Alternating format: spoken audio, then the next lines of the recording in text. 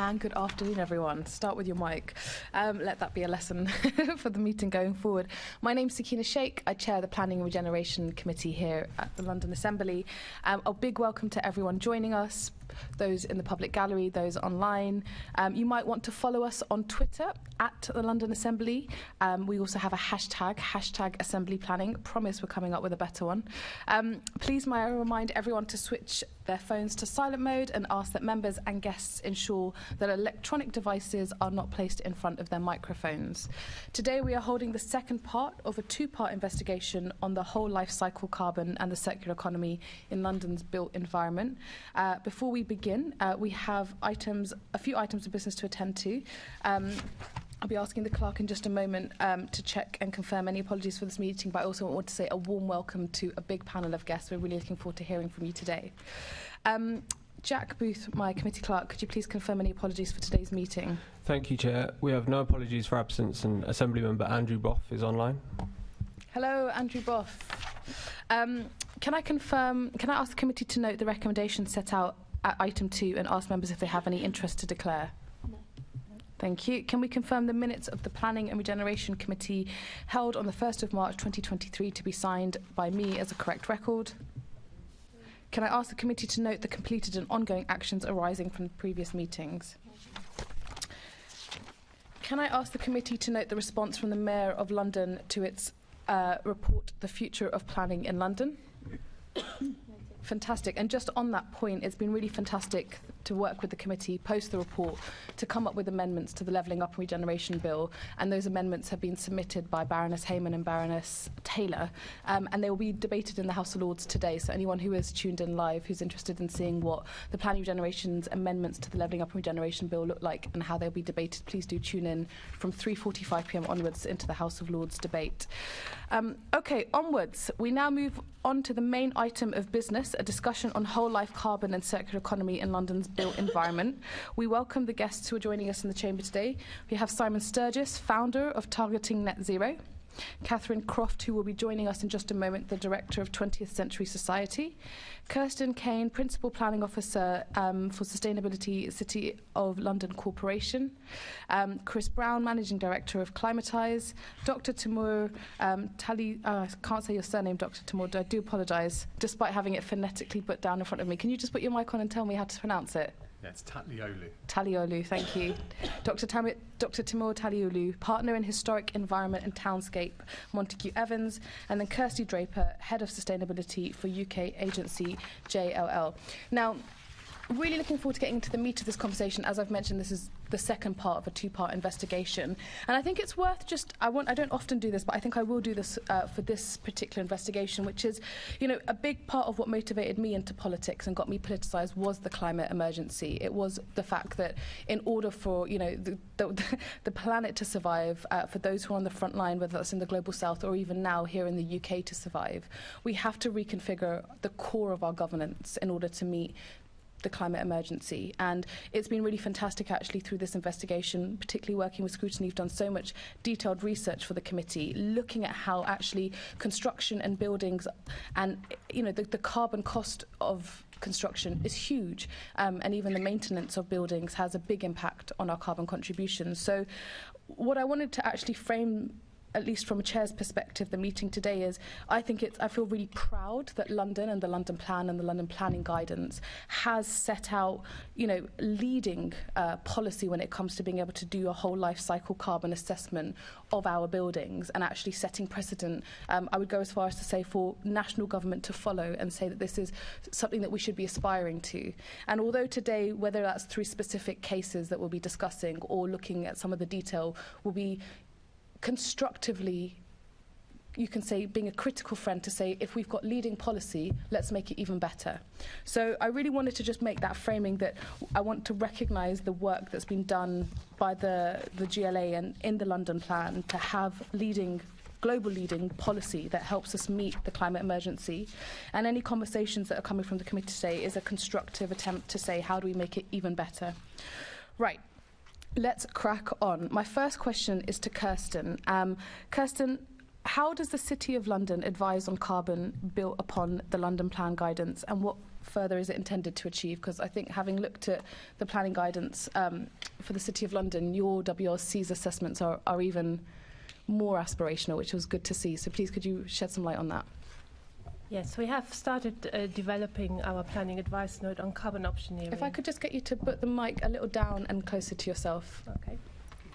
And we have done that because our communities, residents and stakeholders kept asking us why a redevelopment proposal is a redevelopment proposal and not retention. So this information was barely contained within application material and very difficult to find if there was something. So we have started asking applicants to provide the information, and what came back was very inconsistent. It was very different in detail, and quantitative and qualitative information about retention. So we decided to develop a planning advice note, and that would respond to the GLA requirement of fully exploring options for whole life cycle carbon and circular economy. But the GLA guidance doesn't set out exactly how to do it or how to go about it. And so we decided to develop this planning advice that sets out the methodology and sets out a way how this information should be presented in applications to demonstrate that applicants actually have looked at retention and retrofit, and to also present it in a clear, readable, absorbable way that's consistent across applications. So we have just finalized our planning advice note, but it has been used for over a year, so we have had many options appraisals, and I must say applicants are very happy to do that. I'm not sure whether that is because we have a specific set of developers in the city that's completely different to other areas of London, but developers are very happy to give us that information and discuss that early on with us in pre-application discussions. And that's very important because at pre-application stage there's still some scope to, or good scope to influence the proposals and make sure that applicants think about retention retrofit rather than being in this default sort of mindset of redevelopment. That's really helpful. Thank you, Kerstin. And I think you've begun to answer my next question, but it's good to hear that you so far have had feedback from developers who are willing to engage with this, because I think a lot of what we discussed in our first investigation is how do you push industry in the right direction given this change in governance that's taking place, and I think a big part of that is developers. So I think at any point in the meeting, please feel free to elaborate on those conversations and why it is you think that they are, so willing to come to the table and discuss this. And although you've answered this in part, I'd like you to build on it. Should applicants be required to compare the whole life carbon costs of the development they are proposing with other scenarios involving different levels of retention, reuse and retrofit, and why?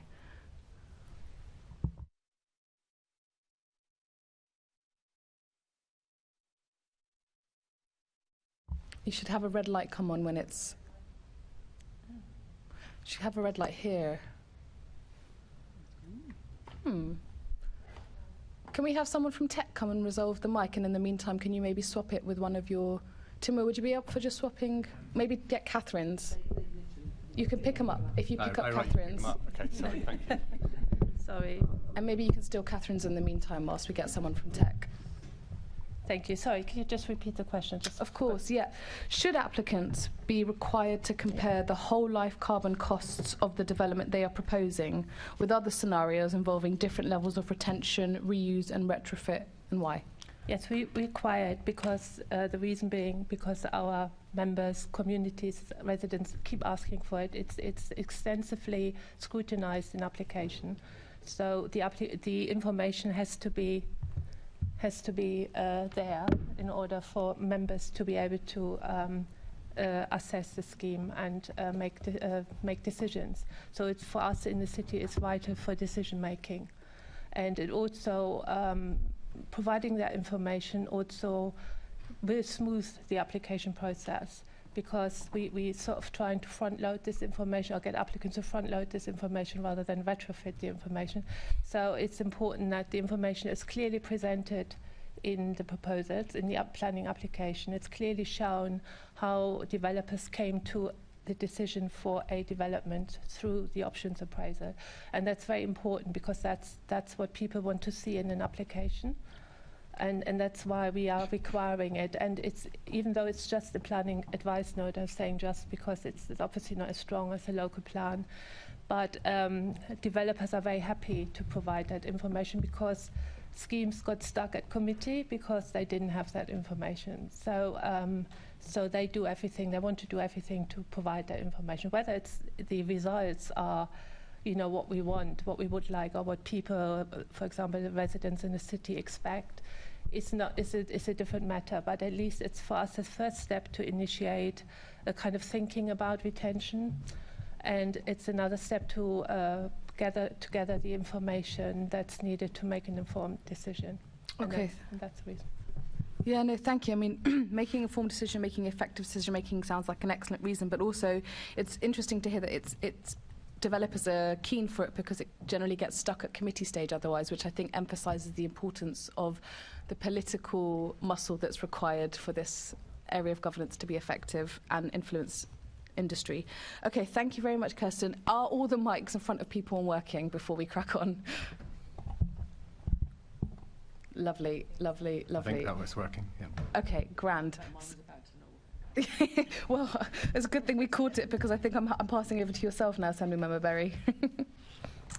Thank you very much, Chair. And I hope this is an appropriate time to bring in Simon, a different guest, if though it's a follow-up to question 3. Yeah, I wonder, actually, it might even be better than as a follow-up to question 4, if you have a look, because we're bringing in Simon after... That's very started on a specific scheme, though, where things might get a bit more... Yeah, feel free to carry on now. So, Is it a follow-up to this?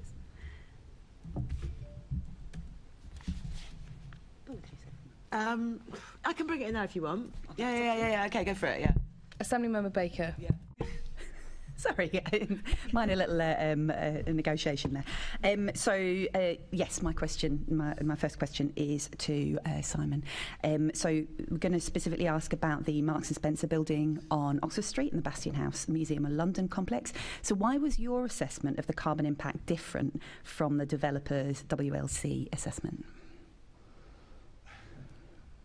Just your mic, Simon. Sorry, there we are. Right, so there's a whole range of issues here. I think the first one I would say is that the developer's assessment did not include retrofit. So what they'd done is that they had, back in 2018, the developer had the architect for the developer had undertaken a range of options to look at the site. None of these were a full retrofit, so they were all knocking bits down, brand new bits in a range of options. Of course, in 2019, we had the net zero target coming in from the government, and we had a reinforcement of that, if you like, in 2021. Now, putting aside that, I mean, those all basically said the same thing, but they did give us upfront or early kind of warnings of when things had to happen. So nobody actually looked at the retrofit again after 2018. And this was all, came out in the inquiry. Now, what I was clear on that, on M&S, is that the developer and their team went out of their way to rubbish the existing buildings. 2 of which were less than 50 years old, and the central one, which is the one we're familiar with, is 92 years old. So what they're really saying is that buildings that are less than 50 should be demolished. And of course, the new proposal, when it gets to 50 years old, what about that? Will that be up for demolition as well? Probably they wouldn't see it like that. But I think what became clear to me on that, but also on other projects of a similar sort. So I'm thinking of Selkirk House in Museum Street. I'm thinking of Bastion House in the city. And I'll come back to Bastion House if I may. And there was another one in Soho Square. All of these set out to do pretty much the same thing, which was to explain why the existing buildings were hopeless and had to be demolished. But there was never, in any of the ones I've mentioned, including Marks and Spencer, a really serious attempt to look at this properly from a retrofit and refurbishment point of view. And the sort of slight difference, I suppose, is that my view would be that you should not pickle these buildings, if you like. If you need to extend them up or sideways or whatever, by all means do so. But you should start with the core of retention. And in fact, one of the advisors, the structural advisor, Arabs, showed that several floors, up to 3 floors, could be put on some of on these buildings. So, and the structural grids underlying them were very simple, very reusable. So there was a whole sort of, as I say, narrative built up, because of course demolishing them and producing a new build was more financially attractive.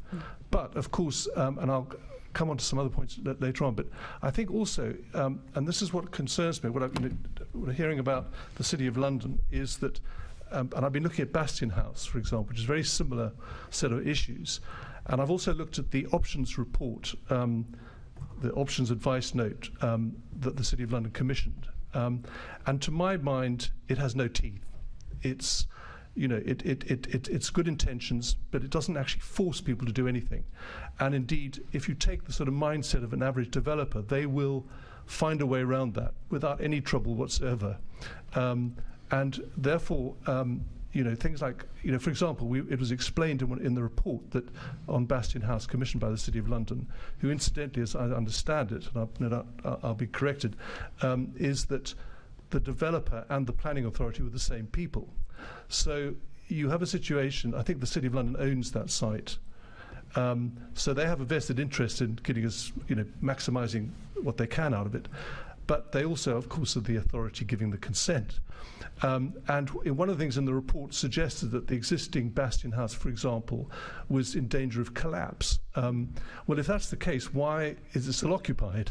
So, you know, there's quite a lot of stuff in these in these assessment reports, and certainly that is true of, as I say, Marks and Spencer. Now, Selkirk House in Museum Street had a very similar thing, and in fact, I did a report about a year or so ago, which was much the same as the Marks and Spencer report, and that demonstrated that there was a sort of, nobody bothered to look properly at refurbishment. So they've now looked at all the refurbishment options, supposedly. But again, it's not that difficult to finesse it. By exaggerating, for example, the amount of demolition you might need to do, or this, that, and the other. Now, when there's an opportunity, I'll come back to some proposals, but for how to fix these things.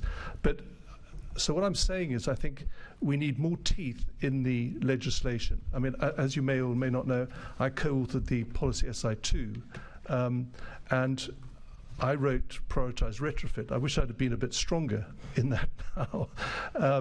So I suppose what I'm saying in response to your question is that I think, you know, there is good intentions. There are statements in quite a lot of London planning authorities, including Westminster, Camden and others, with lots of good, and I'd include the GLA, you know, statements about the climate crisis, declaring climate emergencies and so on. But there isn't follow through in these areas to make this happen. Thank you. That's yeah, that's really clear. So I am actually going to ask you to follow up there straight away, which is you've spoken about various policies there, and in terms of the GLA's whole life cycle carbon policy, do you have any idea from your perspective what improvements could be made to that? Well, I think there's a certain number of things that I would like to see. I can see it's very difficult because there's a range of, you know, how do you make somebody retrofit when they patently don't want to? But I think there's certain things I think that people should be required to look at. So first of all, is possible change of use. I think if somebody wishes to knock down a building, and I use Selkirk House because it's one use which they want to turn into another use. So that was a hotel. It was actually originally office, then it was hotel, and now they want to make an office building. But nobody's actually properly explored the idea of residential use. So, you know, you should be made to, so first one is change of use should not be taken out. That people should be asked to look at changes of use. I think the other things I would recommend is that for retrofit, so if you think about the issues that motivate the developers, it's money and speed and time. So I would try and speed up change of use. So if you're retrofit applications, if you're going to retrofit a building or refurbish it, where there is a possibility of doing either, I would try and speed up refurbishment applications over, if you like. I'm not suggesting you necessarily slow down new build, but I think you get the picture. I think another thing I would recommend is that somehow tax, whether it's Section 106 or however you want to do it, but I think, again, I would help retrofit on that side of things. Whether you then also penalise new build is not something I can comment on, but I think you want to shift the financial burden away from retrofit, if you like. I think the other thing I would reckon you need to do is have an independent review paid for by the developer on any scheme that needs to have certainly starting with the referable schemes, but possibly then, if you're going to reduce the level down from just referable schemes to schemes above a certain size, then I would say you need to have an independent person review the scheme from a carbon aspect, and that's obviously others people here have different views about their interests in heritage and so on. But that's what I would recommend doing, and you've got to make sure that the developer is not also employing, of course, somewhere else the assessor. So I think that kind of third-party audit, I think, is an important point, because I've looked at quite a few of these things where people are claiming all sorts of stuff, including, say, Marks and Spencer and the others, and it doesn't. I'm sort of slightly going to do myself down here, but it doesn't take a lot of effort to work out what sort of rug is being pulled over your eyes in what particular point. But I think you need that sort of level of scrutiny, because otherwise you're not going to get proper results. Thanks. That's really helpful, Chair. Do you have anything? Do you want to come in now, Sean? Assemblyman Berry. Yes, please. That was. I've just been writing down literally everything you say because it was so full of really useful quotes and things. So I wanted to ask about the new draft RICS standard document that came out a few days ago. And I've been sort of trying to follow it, and I watched the webinar. I'm trying to work out to what extent that helps to fix the problems that you were talking about, and how you're dealing with the concept of the waste of the old building. Yeah. Or are you, and as far as I can tell, this is still only looking at assessing all the carbon throughput that goes on. So for a refurbishment, for example, you would have to count everything, the cost of disposing of the things that you take out and throw away, and also the carbon cost of replacing those elements. And that's all good, but I think, as you said a minute ago, they're very good at finessing that. And I know when we were at the lecture a few days ago, the architect from Marks and Spencer's put his hand up and did exactly that, and said, look, there's refurbishment would be almost as much carbon, without evidence, obviously. But I think it is possible for people to just put down, we'll use old growth mahogany and therefore it's going to be more common. So does this new document, which it's not just you're not the only author, does this new document successfully deal with that issue, where if you're asking the applicants to make their own assessments of retrofit, they just pad that out and come to the conclusions they wanted in the first place? Okay, so I think the first point to make is that the new RICS document, like the old one, is not political. So it's a methodology. So it's explaining how best practice, how you calculate carbon. Yeah, so I should have said, my question is also, can it, not does it? Yeah, as well. Yeah, so what we're saying is that this is the best way to assess things. And so what we're trying to do is get better consistency in assessments, and more accuracy and so on, and also to avoid leaving things out. So, for example, in a housing scheme, at the moment, people can't look at the buildings, but nobody looks at the roads between them. So we're saying you've got to bring in all that stuff between the buildings. And the reason for this is that the politicians are better off at saying whether you should be reducing by X% or Y% or whatever it is. And that's not our remit. We're just saying this is how you do it, how you make the calculations and make it more accurate. So there was a second part of your question, because I just sort of... Well, it's like it's almost Could there be anything in the standard that took account of the carbon that was used in building the original building as some kind of baseline? Yes, I think. Does that make sense? Yeah, no, I understand exactly. I think the logic here is that you can never be sure about if you're trying to calculate the carbon of an existing building. So what did it take to build it? That is, open to all sorts of mayhem and abuse and what have you. So, but also it's in the interests of a refurbishment if you only count demolition and new bits, because that puts it consistent with doing new builds. So if you've got an existing structural frame, let's say, that you're keeping, you're not putting in a figure for a new structural frame. So by definition, your calculation is going to be lower than if it's a new building, where you will have a figure in for a structural frame. And so when you work it all out, you will have all the new bits plus any demolition and disposal. And obviously that will add up to a figure which, as a general principle, general experience will demonstrate, will be lower than a new build. Obviously, if you're building a new build, let's say that's smaller or made out of really exotic, clever materials, then that position will change. And I think it's worth saying that for me, it's not about whether you should or shouldn't new build or refurbishment. It's about getting the lowest carbon outcome. So if, for example, you have a very clever way of, so for example, the World Wildlife Fund headquarters in Woking, which I was involved with the carbon assessment of that still has a very low figure by comparison to building. So but that's all made out of timber and so on. So, that has, and that might well be lower than a lot of refurbishments. That's on a square foot or square meter basis. So it's not just about, yes, you've got to refurbish as a sort of, thing. It's how do we get to the lowest carbon?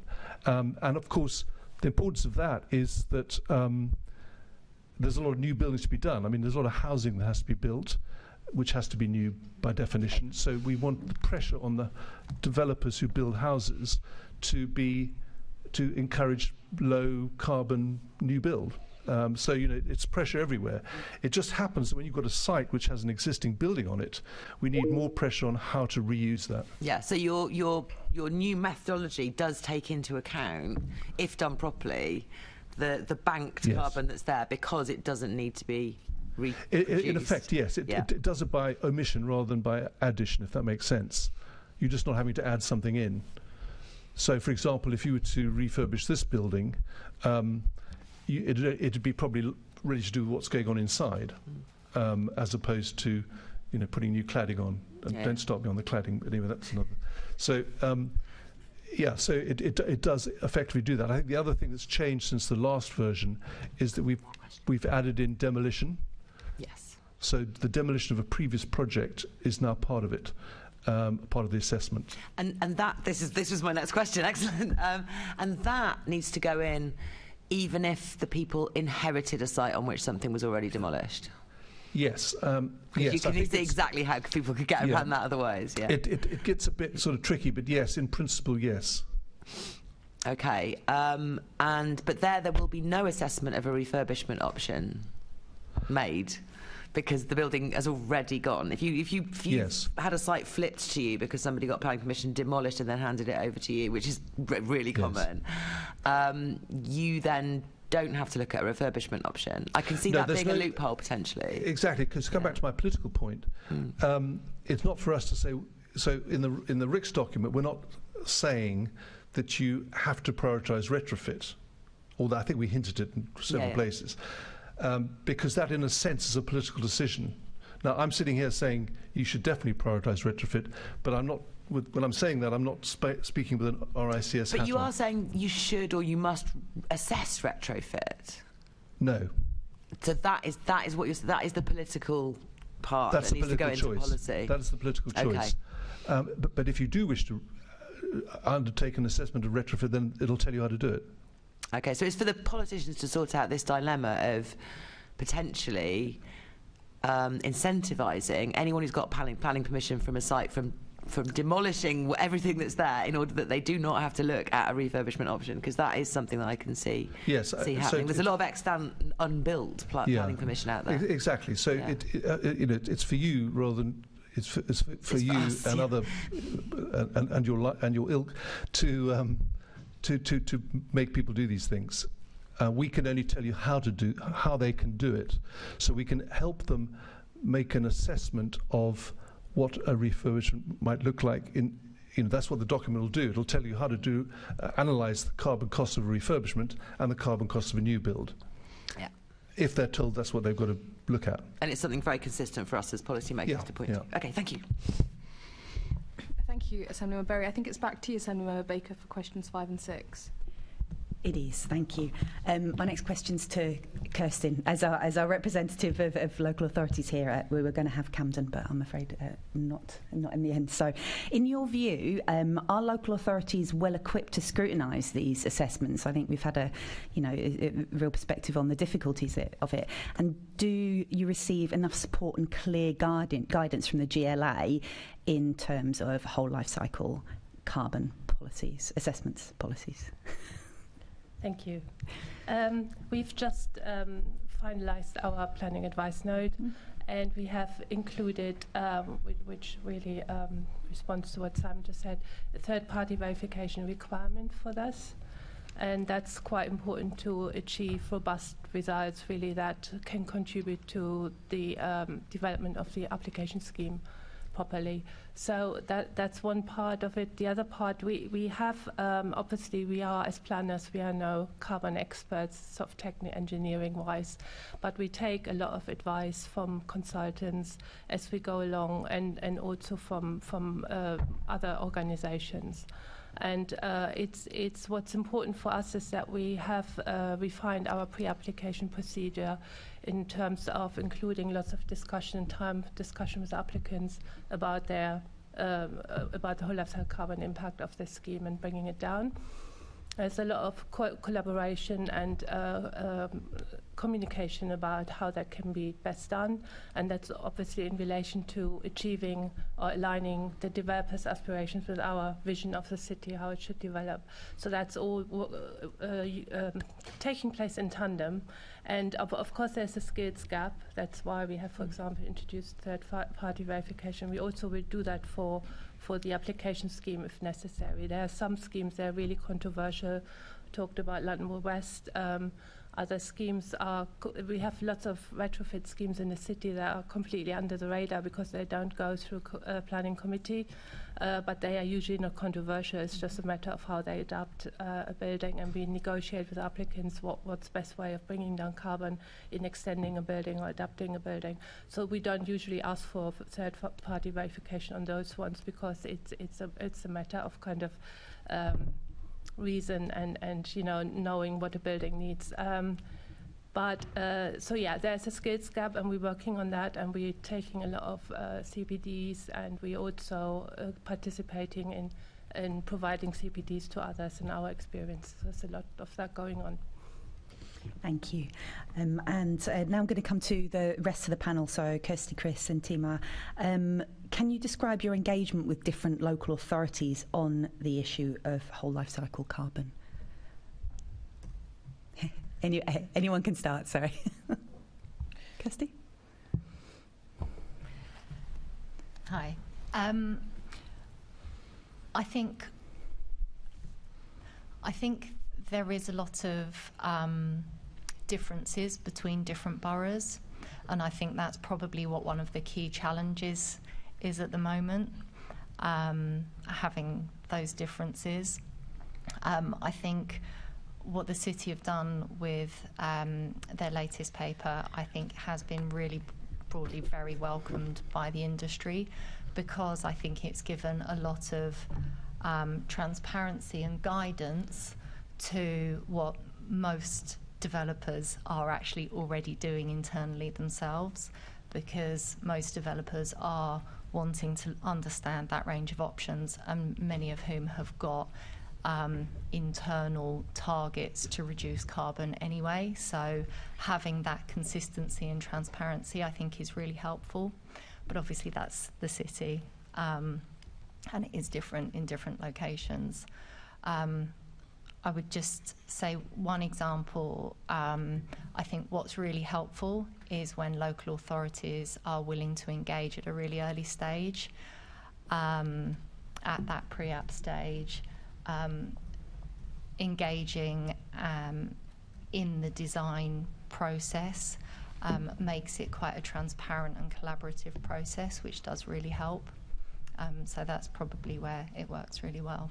Thanks. Can I just ask before I go on? I'm not asking you to name and shame or anything like that, but what does bad engagement look like? I guess bad engagement is when it's difficult to get engagement, especially until kind of later stages. Okay, that's fine. Thank you. From our point of view, sorry, I'm still using our. I left Igloo about 2 months ago, but I'm talking from an Igloo perspective. In London, they mainly do small projects. And I think I was going to use the city as an example of best practice. I think my home local authority, Southwark, kind of regards this issue as something for the GLA, not something for them. So their policy is you only have to do this on referable projects. And generally, this point that Kerstin made about education, it takes time. It takes time for people to understand this stuff, both developers and planners. And I just did want to take the opportunity, Chair, just to pick you up on something you said. I think it's undeniable that the GLA is a national leader in planning policy in this area. Sadly, though, England is a laggard in the developed world, and so we are not a global leader. And it's quite interesting to look at other countries. And I would say, particularly given that we're on our final warning in relation to the climate emergency, that the London plan policy is really quite weak. And I would pick up Simon's point about the money. Mm-hmm. GLA has been really successful, in my view, with the carbon offset fund policy. And I think that potentially gives you a mechanism to deal with this upfront carbon. I think about it as upfront carbon because most of the impact is in the upfront stage A in the jargon. And that's where you have most influence and control. But I would say that is the way to go, rather than trying to set limits for every different kind of building or something, which is actually the way the net zero carbon building standard is going. Although that's not a policy tool, it's a voluntary tool for developers. It's really complicated and really difficult. So I think putting a price on carbon, which international experience says is effective, is probably the way to go in policy making here. Thank you. As a heritage and townscape consultant, I don't necessarily engage on the whole life carbon debates, well, not debate, but discussions with local authorities. So all I can really give evidence on, if you like, is my own sort of anecdotal experience of being part of project teams and the time, I suppose, that this topic is taking, as opposed to say 2, 3, 4, probably 3 or 4 years ago. To give an example, in Southwark, as it happens, I've been working on a scheme with a 1930s building. It was social housing at the time, fairly poorly constructed, but we spent a long time working through whether that building could be reused in any way before you get over to the next stage of looking whether it was capable of the site was capable of redevelopment. But I probably agree with you that in that experience, the GLA was certainly seen as the direction. In other local authorities, well, I can give. I've been involved with cases in Westminster. That's certainly changing. I was at planning committee last night. 3 of the 4 cases were retrofit or adaptation of existing buildings. One was a redevelopment scheme. And I can tell you from my experience, there was far more debate and discussion around that redevelopment scheme than there has done previously. But then, of course, Westminster is in a different place than it was a few years ago, and particularly with the retrofit first policies that they're working through at the moment, which I'm sure we'll come back to. But I've spoken to clients and also colleagues in the lead up to this, and generally the feeling is there's much more. This topic is having much more attention than it was a few years ago, and it's on the radar, well and truly. I don't know whether that helps. No, that's really helpful. Thank you very much. Cheers. Brilliant, thank you, and welcome to Catherine. Good to have you join us. I mean, just before I pass over to my Deputy Chair, Assemblymember Beth, I just wanted to pick up on two things. I mean, firstly, I think, Kerstin, your point around retrofit schemes go under the radar a lot in City of London because you could just sort of crack on. I think perhaps as a follow-up from this committee, we might be in touch with you about thinking of ways of publicising good practice, because it sounds like lots of good practice is happening in the City of London. And I think the more we can normalise, the kind of ease through which retrofit can be done, the more we can build a case around financial viability around it. I think the better for pushing other local councils in that direction. So I'm sure we can pick that up. And Chris, I couldn't agree more with you. I think that final warning, we're not in the final warning. I think it came and went. I think we're behind. I think globally, climate action has been too slow for too long. I come very much from the climate movement, and we talked just at the beginning of this year about the floods in Pakistan. For countries around the world in the global south, it is too late. So I think that's a big part of why we wanted to have this discussion, which is when good work is being done, we should celebrate it to keep levels of governance motivated that we are moving in the right direction. I think in the context of UK governance, I think London is leading. I think there are layers of governance that need to pay heed to what we're doing here, but absolutely internationally, I think climate action needs to be encouraged and pushed much further and much quicker in the right direction. So I welcome your pushes on that, and I would encourage you to continue. Andrew wants to come in, and I have Assemblymember Best to come in next. So I don't know who's going to come in first, but I was just going to really awkwardly say happy birthday to Assemblymember Best, my Deputy Chair.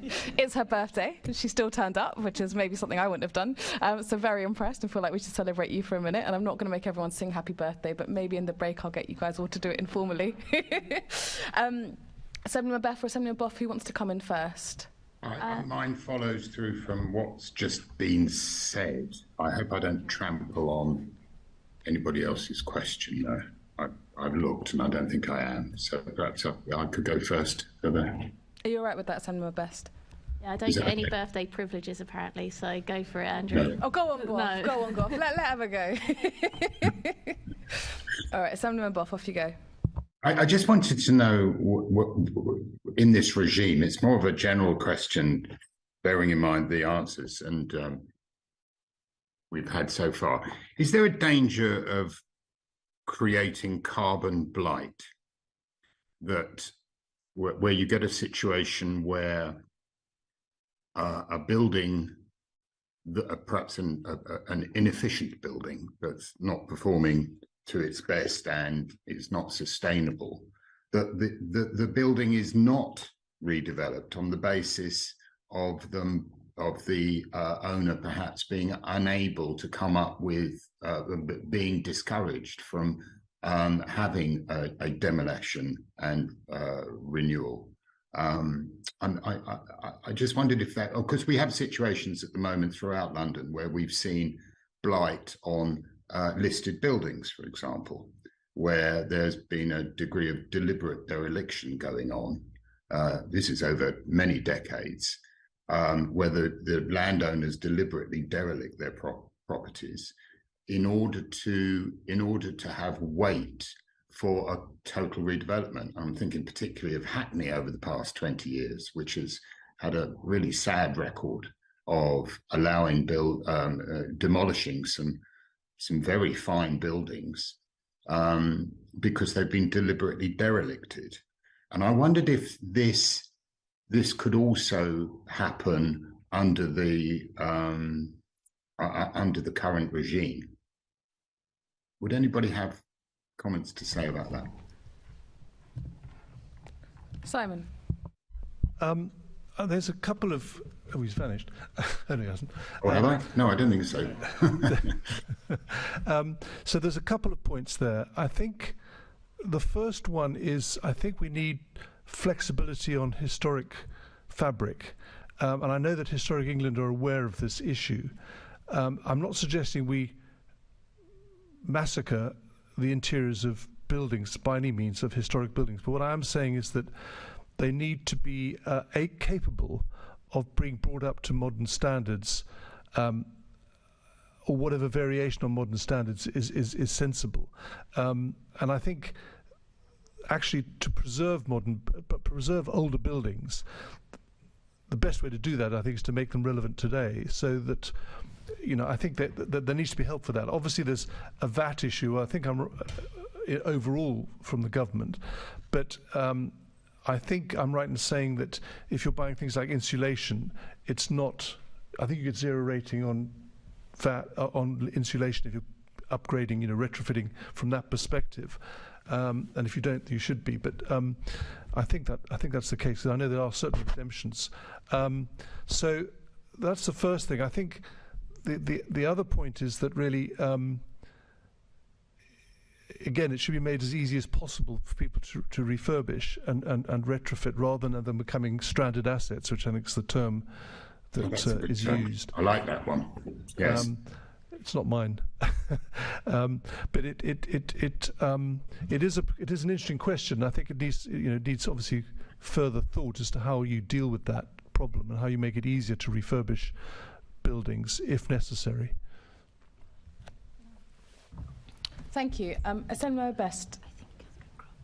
Thank you. I just firstly wanted to say, I think when Simon, you were speaking, I was getting this image in my head of developer plans and drawings, some developer plans and drawings, how, you know, you get the scheme in front of you and it ends up looking like a distant cousin with perhaps some resemblance but not really, and how that same sort of thing might apply here with the whole life carbon cycle assessments.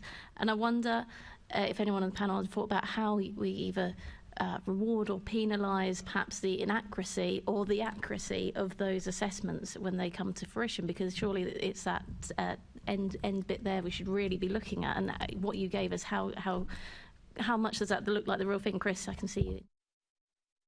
Yeah, it's the same point I made earlier, but I would do it. I think the process that we've been talking about is helpful and it's good practice.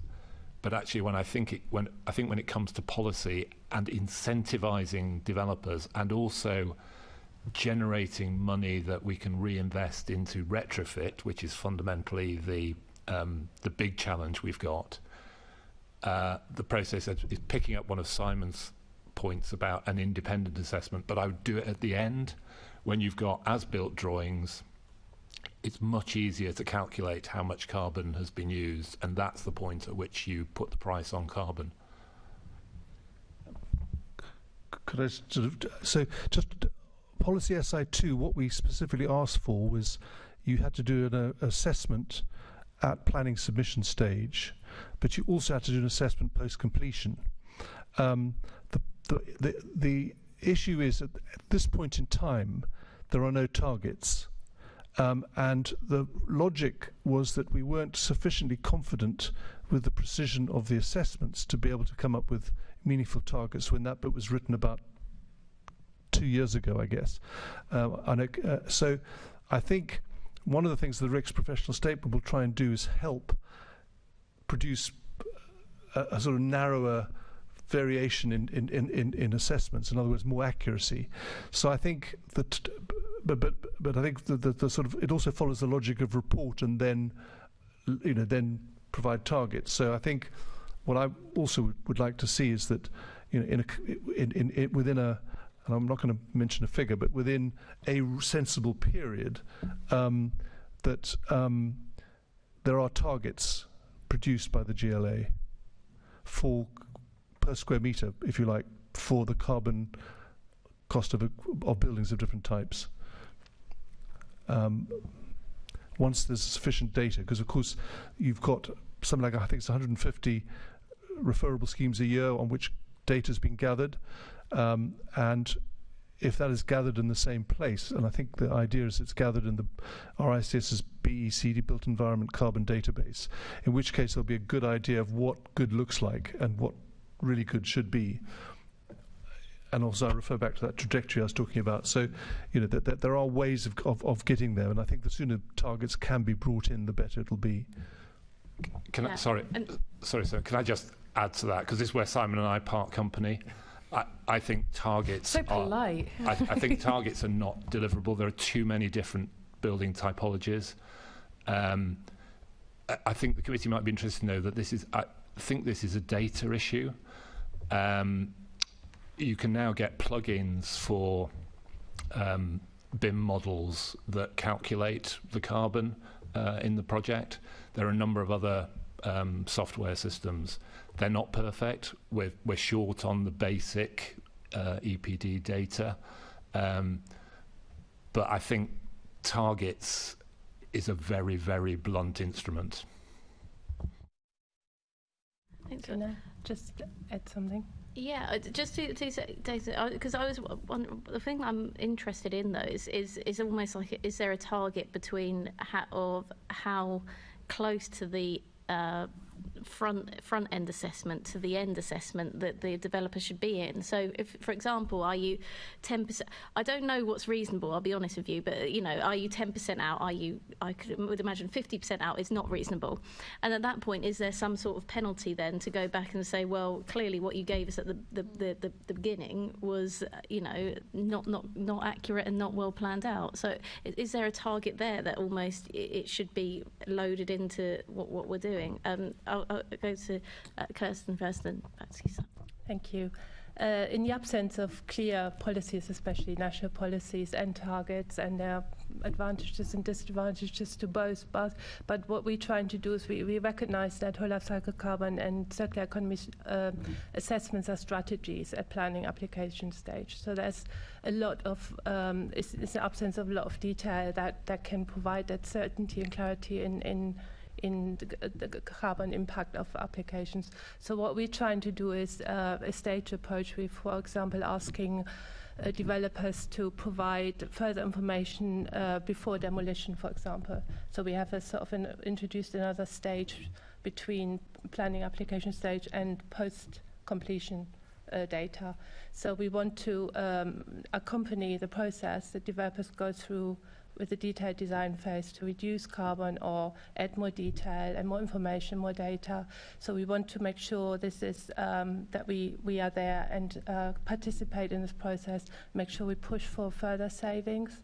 And that's the only thing we feel as a local authority that we can do at the moment in the absence of those targets. That's interesting. And that's in that second stage, do you see substantial changes often, or things remain pretty similar? It varies. Sometimes carbon figures go up, and that's quite natural because you add more detail, you know more about materials and so on.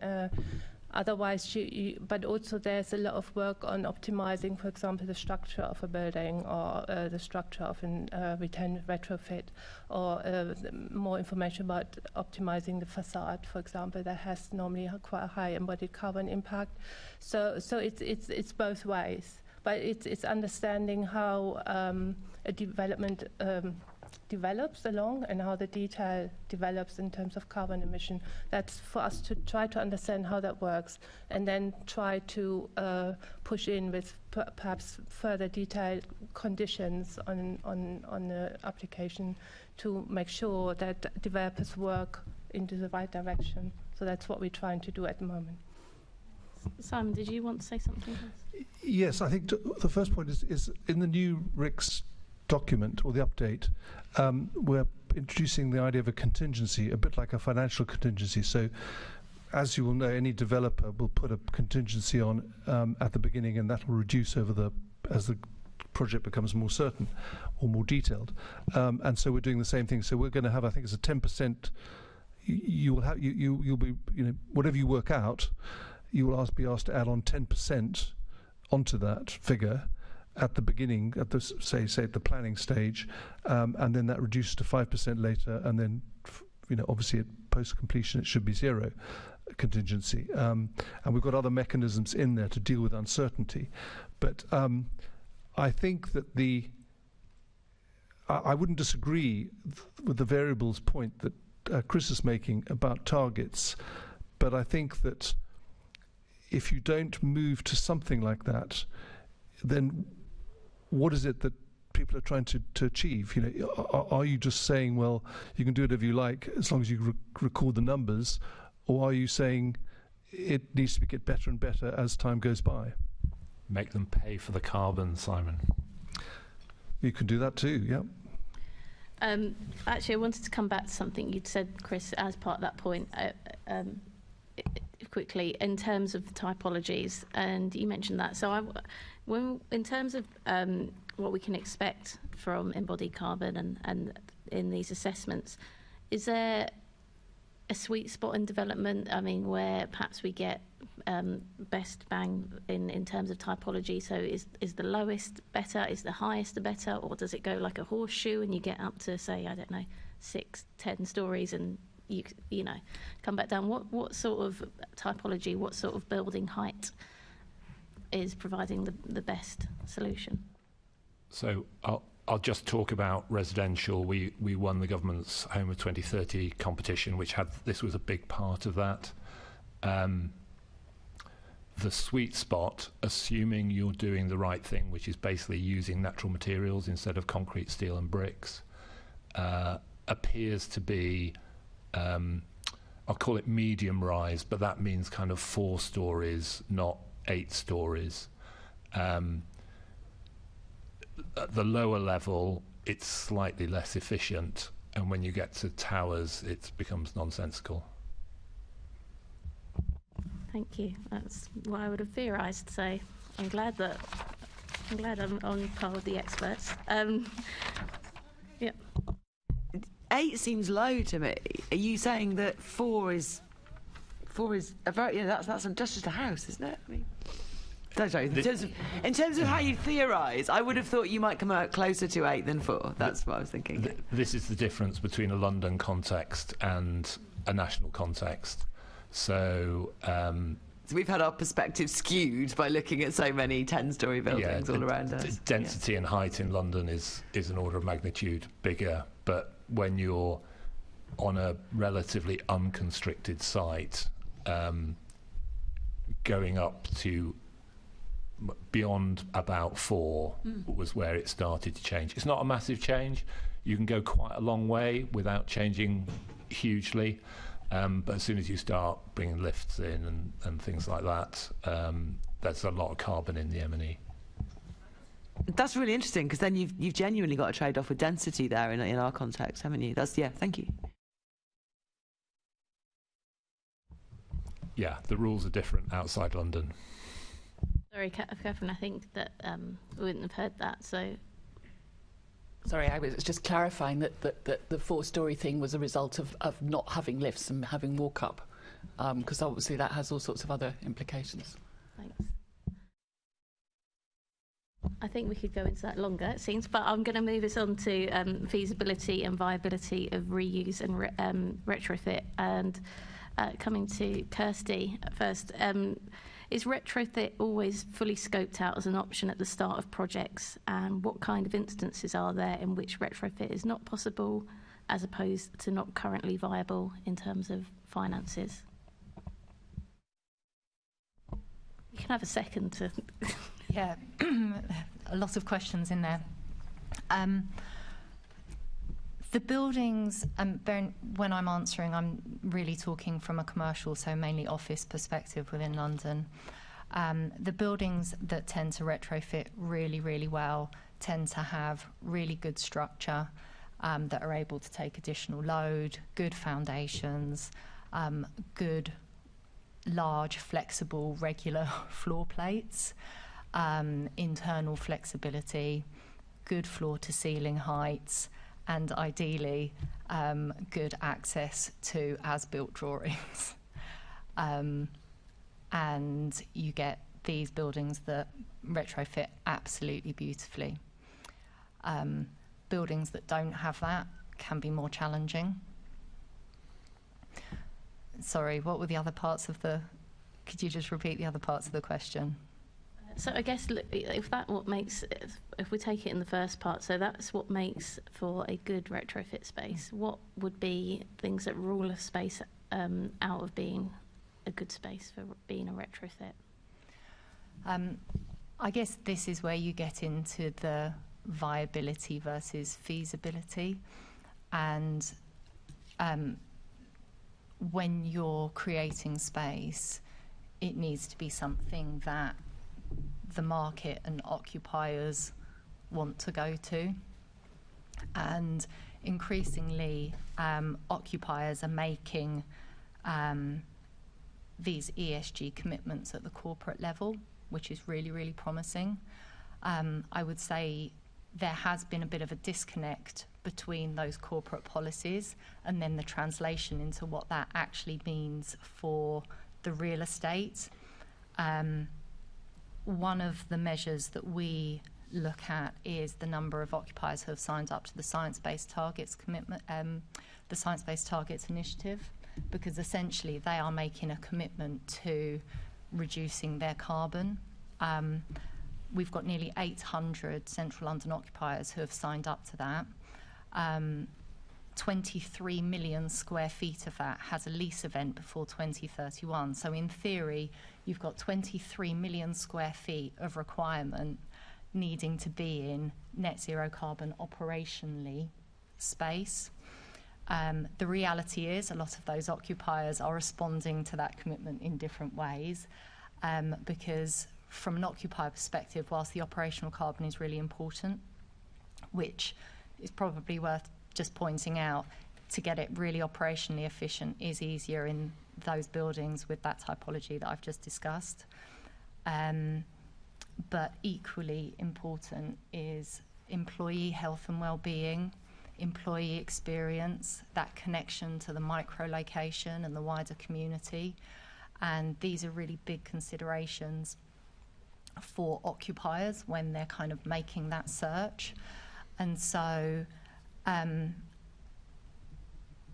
having space that meets all of that is really important. And so the reason that a lot of buildings may not retrofit particularly well, if they're not going to appeal to the wider market, is usually when you've got really compromised floor plates, really low floor to ceiling heights, and an inability to adapt the ground floor level, make it accessibility compliant and that kind of thing.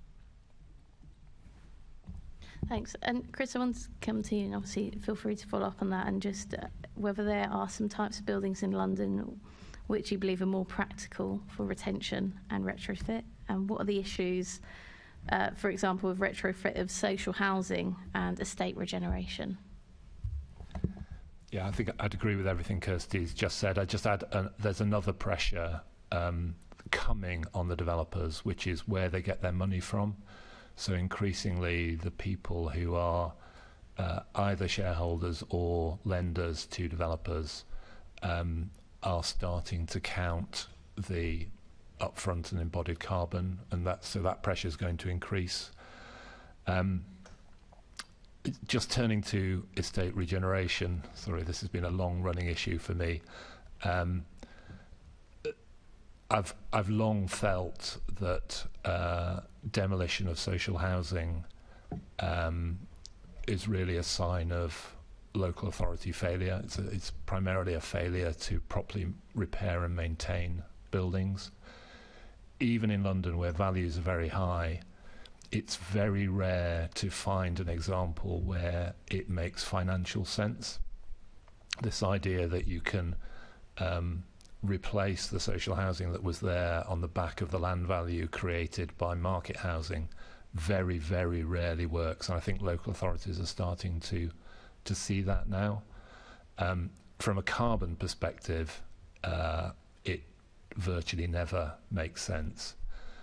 So I think best practice now, and I'd give a shout out actually to Southwark, I think my home local authority. They're doing a lot more infill. They're doing it in partnership with residents. They're investing a lot in public realm, in nature. they're struggling with reducing the operational carbon because that's an extra cost for them without any payback to them, and things like the Social Housing Decarbonisation Fund just doesn't really touch the sides. But that's the next challenge for us, I think. Thanks, Chris. Just widening that out to the panel, Timur, coming to you. What are the factors that affect viability for retention and retrofit?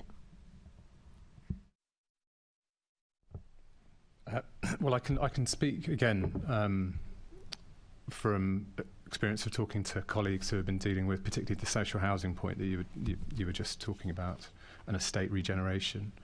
From recent experience and hearing, just this week that, and asking this specific question of where their priorities were, and I've heard from one local authority which I won't go into, but at the moment their priorities are in fire safety for those buildings and also the quality of the homes for the people who are living there. So at the moment the priority isn't dealing with improving energy efficiency and reducing carbon, it's making sure that the homes are safe and they're good quality. So there's a shift that might need to happen there. In terms of other factors, to add to what others have already said, because I agree with particularly the points around which parts of buildings are what makes a good building, for example, to retrofit. Other areas that might be a factor are thermal performance, and whether windows, for example, can be replaced or not. And maybe I can come back to Simon's point, because I completely agree about historic buildings, and maybe that's a separate question later, I don't know.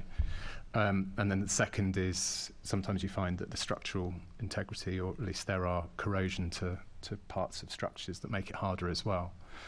I can touch on issues around historic buildings and the issues that we sort of face at the moment. I think there's a number of issues, particularly to try and improve energy efficiency in historic buildings, particularly listed buildings. One is inconsistency in decision making at the moment, and that is down to a lack of skills. I think we're all upskilling in this area, and that goes from the professionals to, on the consultancy side through to local authority as well.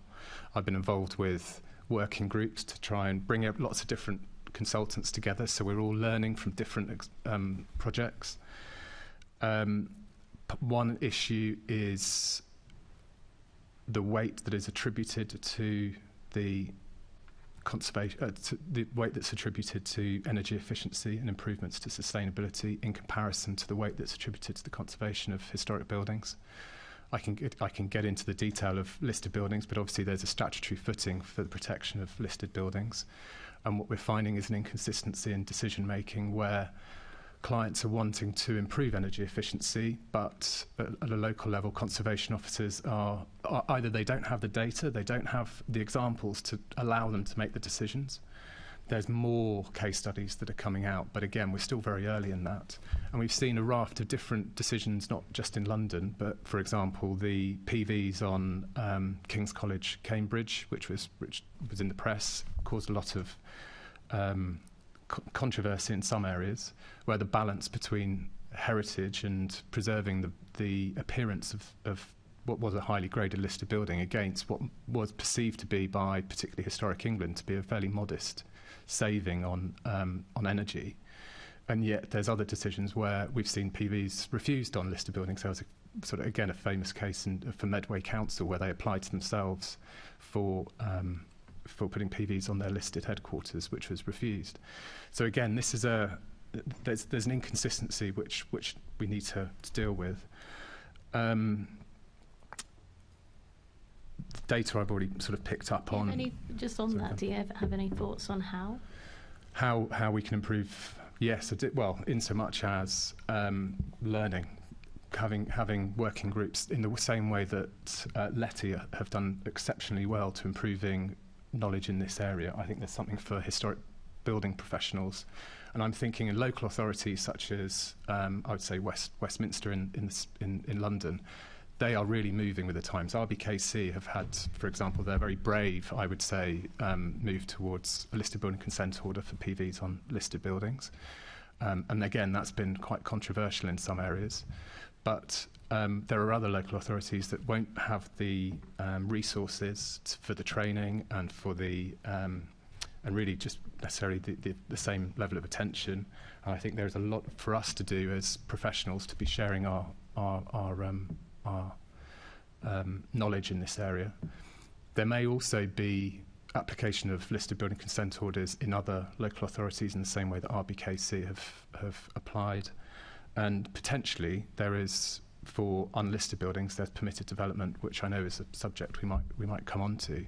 But that would give consistency, at least, albeit one always needs to be mindful of the burden that you place on local authorities in processing these applications. But does that answer your question?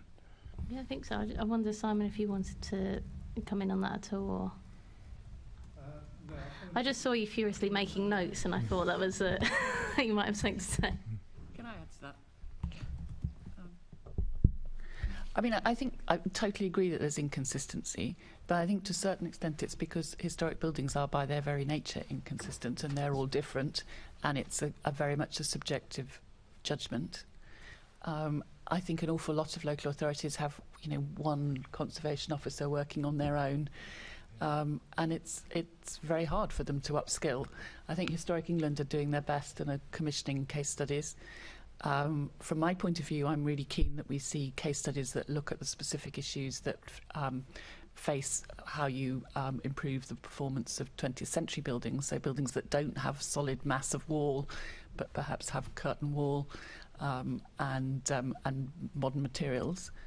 But I think it's about valuing the professional expertise that enables people to sensibly balance up a lot of very difficult sets of information. That's what we're asking people to do.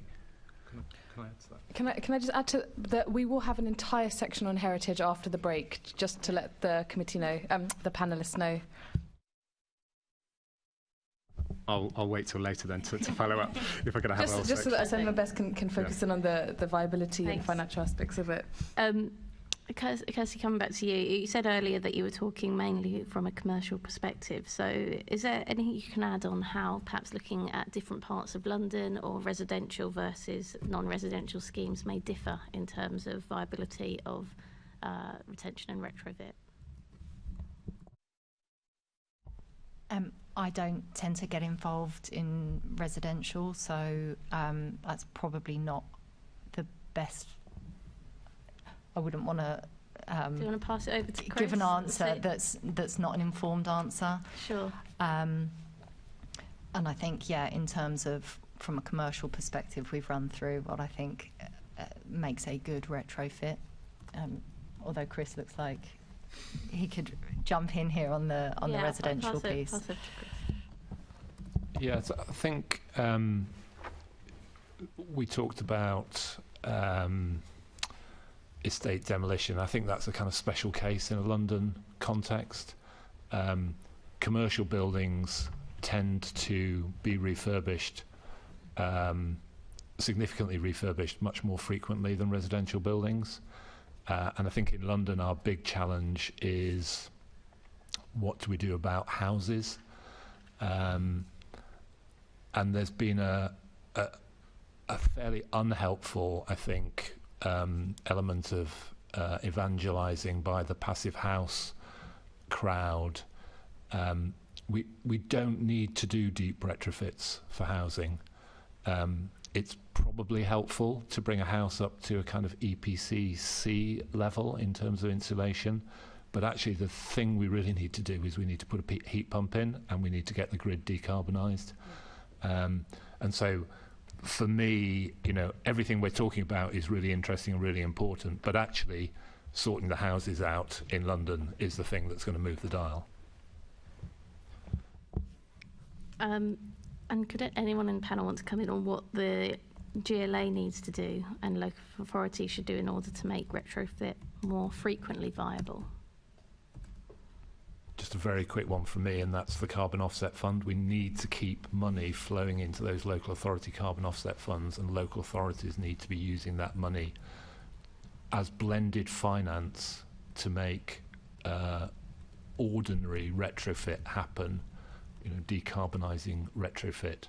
And one thing I'd just bring to the committee's attention is retrofit credits. I don't know if this is on your radar. This is something that's been developed by HACT, which is the social housing charity, and companies that want to voluntarily buy carbon credits can do that by passing the money to HACT, who then pass it to owners of social housing to do retrofits of social housing that wouldn't otherwise be retrofit. It's a really good mechanism. Yes, Simon. I would support exactly what Chris has just said. I mean, I did make a couple of points at the beginning to do with speeding up retrofit applications in comparison with new build, shall we say, and also whether there was some sort of Section 106 type thing you could bring in to, again, put cost onto new build as opposed to retrofit, and then also independent review panel, independent reviewing of applications. I think, if I could, there's another thing, which is I think that a lot of what I'm hearing is sort of, how can I put this, sort of business as usual. And I think there's a level of radical attention to the way we do carbon and how carbon is sort of, assessments are dealt with and how policy deals with them. Because I think, it all feels like it's sort of like sand going through your fingers. It's not really, we're not getting enough of a grip. And I mean, for example, one of the things I've heard, and I apologise to Kirsty for this, but one of the things I was hearing quite a lot of, looking at some of these other schemes, is that, the floor plates weren't sufficient, and/or the floor to ceiling heights were too low. And this is bearing in mind that the BCO recommends that anything 2.45 metres is sufficient. But I think we've got to be a bit more punchy on what we do with those things, because, and I think also, given that, the nature of the climate crisis, I think more, if you like, compromise is needed, and the market needs to respond a bit more to that. And for example, I mean, I know of an a UK developer who's doing a scheme which is it's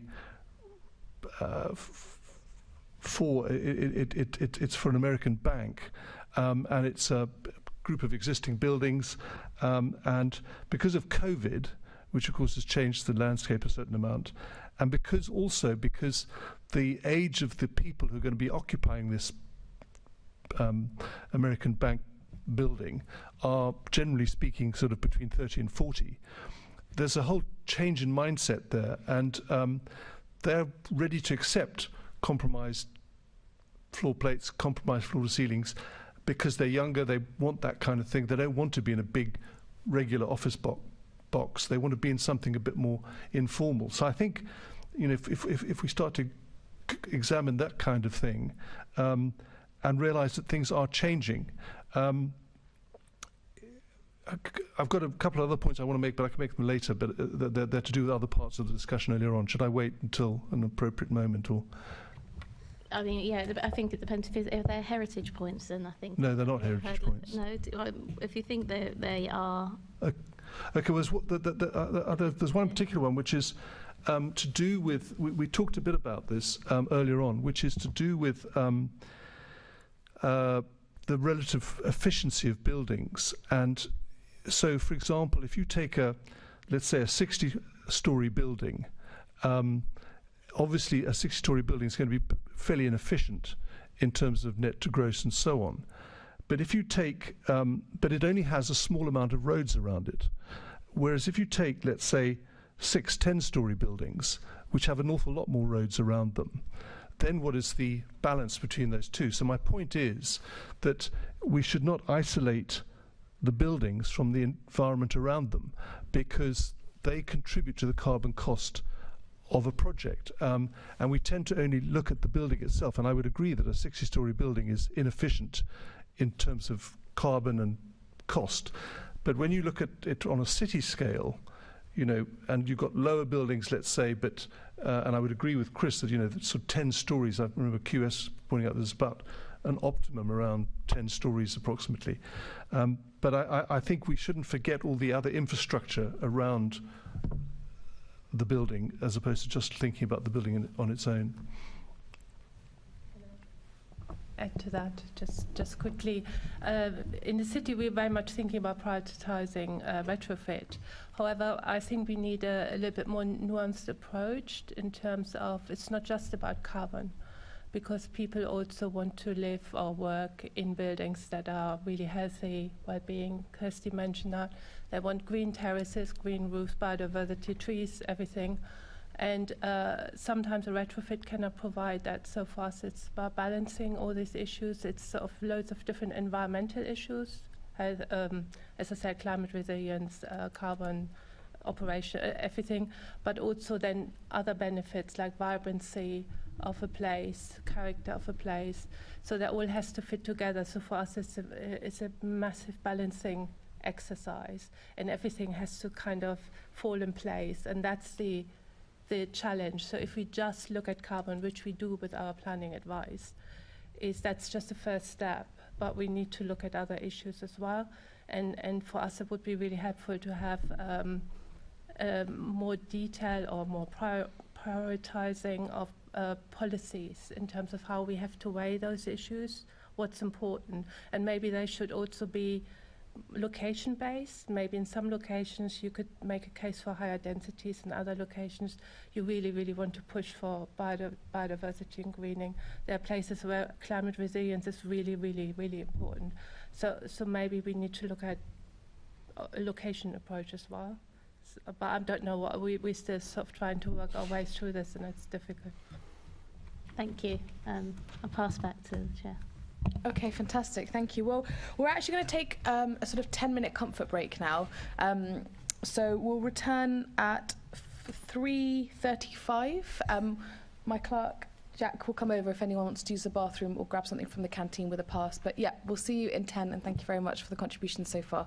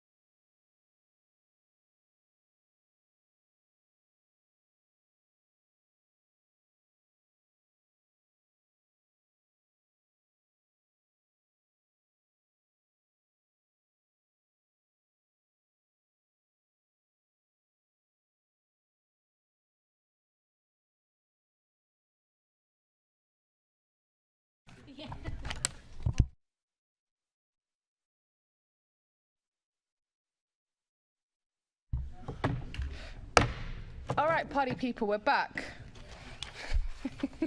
Planning. I know. Yeah, I meant planning people, but I said party people. It's a Freudian slip. Right, so now we're going to be moving into wider planning balance when it comes to retrofit versus demolition, and we wanted to look at heritage considerations. So I'm going to be passing over to Assemblyman Baker to kick us off with this. Thank you. So I know that Timur and Catherine, you started touching on some of this, but I'm going to ask the questions anyway. And if you've covered some of it already, I think you've only just sort of scratched the surface, to be honest. But please do refer us back to anything.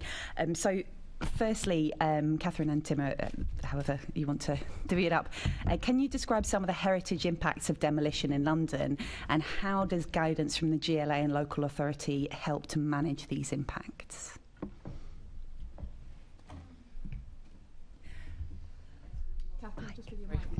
Sorry.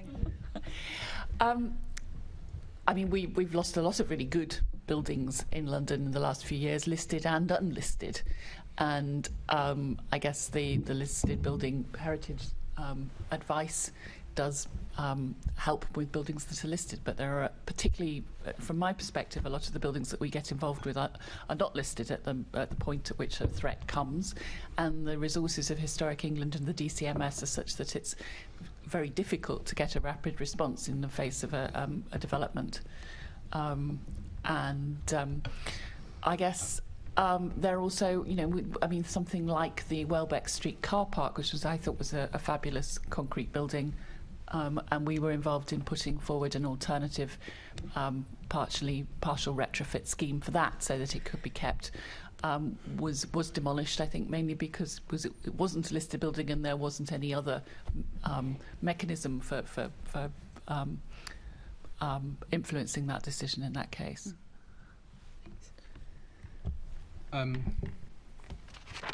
Correct me if I'm right, I just want to make sure that you asked the question about describing the impacts in London from demolition and how guidance and yes, policy. Absolutely. So I was going to come back to check whether Catherine wants to say more, because you didn't mention any ways that GLA or local authorities help to manage these impacts. But yeah, what's the impact and are GLAs and local...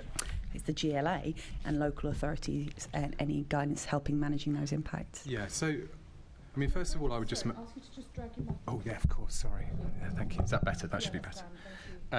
First of all, I would say that heritage conservation is fairly highly charged. This is a really controversial area in some cases. There are some applications that are far more than others, and that's because these buildings matter to some people, and not necessarily so much to others. And this comes down to a point that Catherine made, that these come down to professional judgment and subjective judgment. The other observation I would make is you asked specifically about demolition, but when one considers impacts on historic buildings, built heritage assets, one is considering them within the framework of the MPPF, GLA, local authority and guidance. And in actual fact, whether it's demolition or whether it's alterations or retrofit, your process for assessing those impacts is the same. There are, and again, so let's just think about the demolition and whole life carbon point and for a moment. I think there has been in public discourse a bit of a combination of the carbon arguments and the heritage conservation arguments, but they are two distinct areas, and they are two material considerations that must be considered in the balance. Now, of course, there's some elements, such as listed buildings, development within conservation areas, that attract statutory considerable importance and weight where there is harm to those assets. And there are others, and I think Catherine picks up a good point, which is those buildings that aren't in a conservation area, they aren't sort of they don't have a particular designation. And so, again, one has to form a judgment on the value on those particular assets. So it might be a historic building, might be a 20th century building. One has to form a judgment on the significance of that asset, and then weigh whether the impact, whether that's entirely the loss of the asset, or or its alterations to it within the overall balance. And I think that's the principal point, is that those buildings that aren't prohibited by designations, they are probably more prone to these sorts of debates around preservation or demolition. And I think that's probably the area. But again, these are non-designated heritage assets that are identified and defined by the local authority, and one has to form a judgment. And that's what we will come at this from slightly different perspectives. But that is the nature of heritage and conservation, because it's down to professional judgment. Does that answer your question? I've sort of given a much broader. It's lots of good information. I'm not. I want to help. I'll come back, Catherine. Can I just add? I mean, there's been a certain amount of discussion about whether having a Grade 3 listing would be helpful, and sort of fairly broad definitions of what that should be. I mean, basically, any building that's standing up should be Grade 3 listed. And I felt very strongly that was actually a complete blurring of the boundaries, as Timur was saying, that there is, there are two both very valid sets of reasons why you might want to keep an existing building. One is because of its heritage and architectural value, which I think has enormous impact in terms of social and well-being, as well as just being a historic artefact. And there is the climate and the carbon issues, and to try and have a scale that kind of at the top end deals with one and the bottom end deals purely with just the carbon issues just doesn't make any sense at all. But it's how do you quantify the amount of carbon you will be squandering if you knock down an existing building is where we're coming from. Yeah, sure. Could I add to that? Yeah, just on this point of Grade 3 listing. Yes. I feel very strongly, and perhaps you do too, that I think it was something that has been raised. I think it raises the profile of this issue. It helps people talk about it, but I think there are some fundamental issues with the approach. And I think, if we're going to be talking about ways that others might look at how we improve retrofits, I don't think this is one of those ways, and I'll tell you some of the reasons. Firstly, we have the Planning Listed Building Conservation Areas Act 1990 that has very clearly defines what a building of special architectural or historic interest is. And if all buildings are then Grade 3 listed, you erode the importance of that statutory provision and protection. I'm always mindful that if all buildings are Grade 3, and we all know that listed building consent applications require a lot of interrogation, that will create a lot of a burden for local authorities who are already stretched, and I have a lot of sympathy for my colleagues in the public sector. I also feel, I've already touched on, there are issues already with trying to introduce energy efficiency and improvements to historic buildings.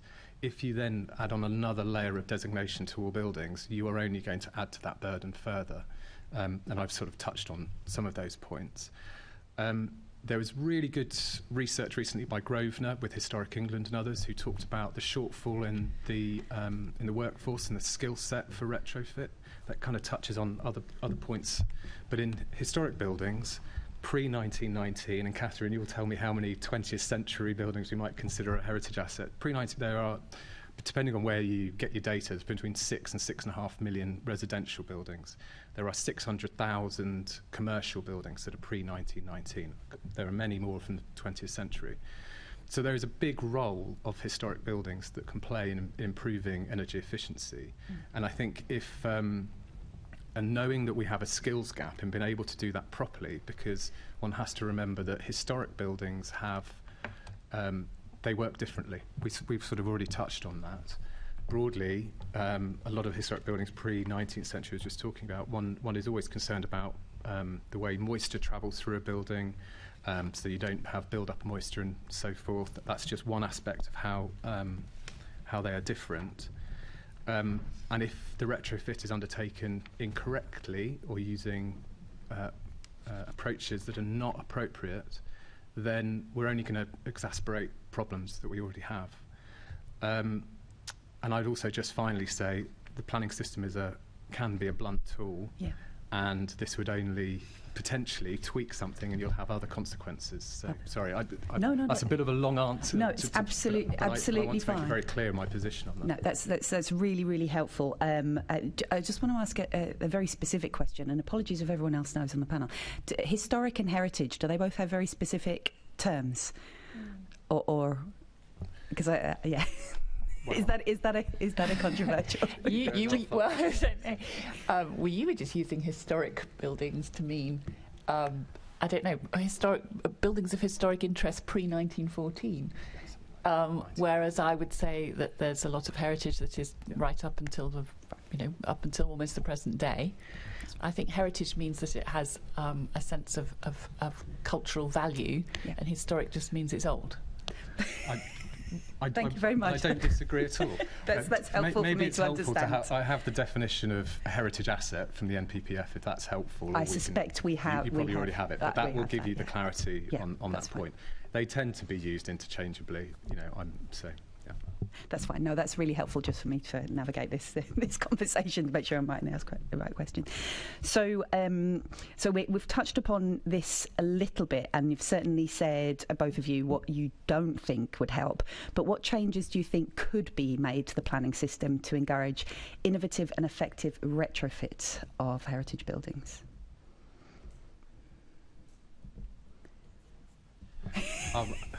It's a broad question. I've already sort of touched on it. Yeah. Knowledge base is the absolute number one issue.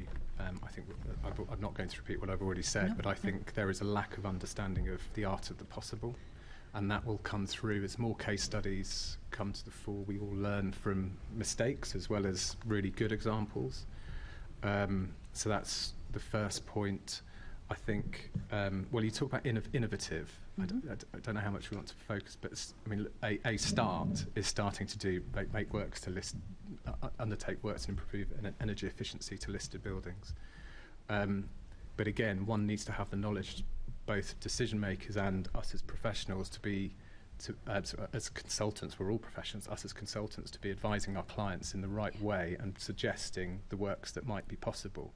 And my experience of that is working with architects and conservation architects in this particular space who can suggest technologies, whether that's new types of double glazing that really effectively mean you can use those without harming the particular interest, which we're seeing more of in places like Westminster in the city. That knowledge sharing. I'll pause for a moment because Catherine probably got some ideas in it. I think maybe it is about balance and compromise, really, and it's about knowing what you can do to make considerable improvement, but maybe not go 100% of the way, and that in an awful lot of cases that will mean that you have a much less bumpy ride, and I think there is also a sort of longer term thing in that a lot of the proposals that are being made for historic buildings are totally about getting the operational energy costs down, when we know that in 20-30 years time, we'll be using green energy, so we don't want to squander the original historic value and what makes those special, for a sort of 20 years worth of advantage. You'll lose something forever for a fairly short-term gain, but that doesn't mean you do nothing for now. You do the things that you can do that will improve performance without losing huge amounts of historic fabric. Can I just say something from the point of view of my new company, Climatise? So we're doing retrofit of specifically Victorian terraced houses in North London.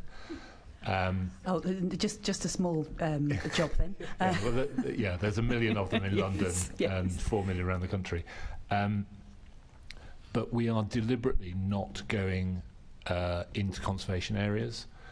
We're staying outside conservation areas. And Timur mentioned the RBKC approach, which I think is fantastic. If that existed more widely across London, I think we'd reconsider conservation areas, but at the moment it's too much like hard work. Just make an observation, which comes back to a point I've already made, which is the weight that is attributed to the, or at least the special regard that must be paid to the preservation of, or to preserving the special architectural historic interest of a listed building. In planning considerations, that carries considerable importance of weight where there is harm to a listed building. Until the weight that is attributed to energy efficiency and to sustainability measures that may improve the performance of a building, that heritage will always, those heritage conservation concerns will always trump the energy concerns. And there's probably very good reason for that, because some of the buildings have very particular, interesting parts, and that's the right thing. We are protecting our nation's heritage. After all, we're guardians for our nation's heritage. However, I think we're going back to some of the points we've already raised. We are in a moment where we probably need to be getting that getting energy efficiency much higher up the agenda. And I've heard from officers in local authorities saying we are alive to that and we need to be thinking about that differently. And I'm really interested to see that at Westminster, where conservation officers are now conservation, urban design and sustainability officers, and they're being trained to take into those matters into consideration. And Kerstin and I were talking at the break. You come from a conservation background as well. Those will really help those discussions when you're engaging at pre-application. Yep. But the weight, whether that comes through national or through law or through the national development management policies, I think that's one of the areas that could be helpful. That's really helpful. Thanks. Sorry, can I just make one quick point about permitted development? Yes, Because I'm just checking to see whether we're going to. It's going to. I think it's going to come up. Yeah, Simon. It's not permitted development. It's not about permitted development. Between about 2014 and 2018, we did about 400 to 500 retrofits of Grosvenor estate properties, and this was to create a sort of totally downward trajectory to reduce the whole carbon footprint of their site, of their ownership. And what we did there, because of course every one of these was in a conservation area just about, or even listed as well, is that we developed through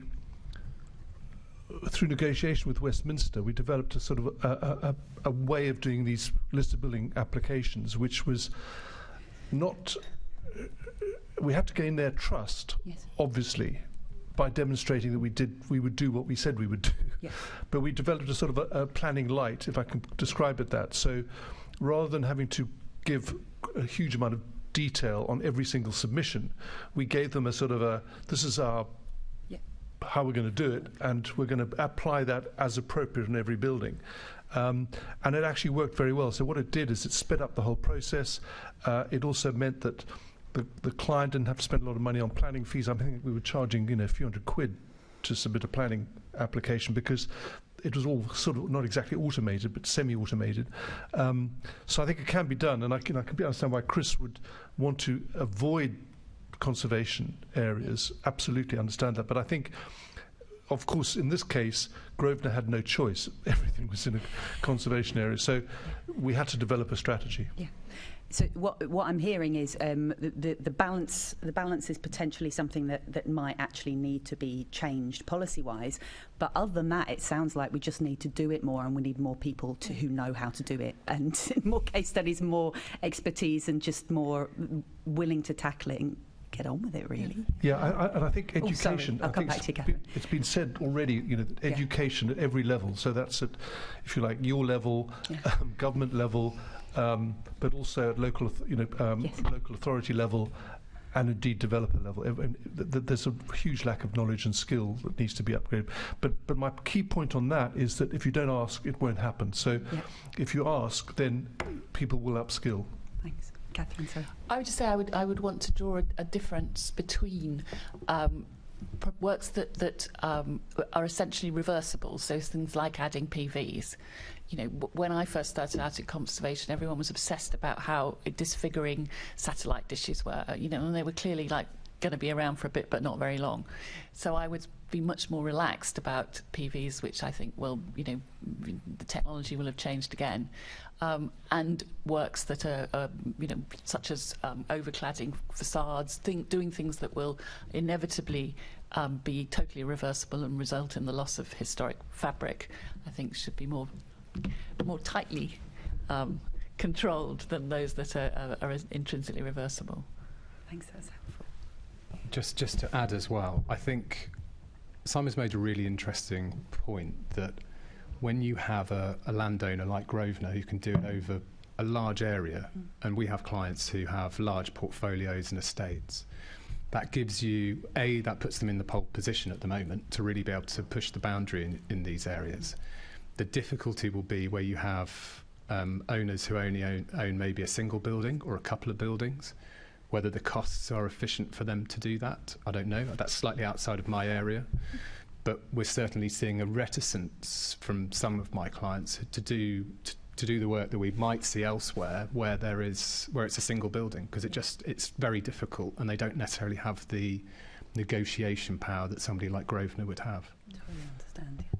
Okay, my final question, and this has already been touched upon, so I just want to, it is about the tensions between reducing carbon and protecting heritage, which actually you've spoken about quite a lot, Timur. So, I mean, question is to what extent there are tensions. I think you've outlined that really. I don't know whether anyone wants to add, but what could the GLA help? What could the GLA do to help navigate those tensions?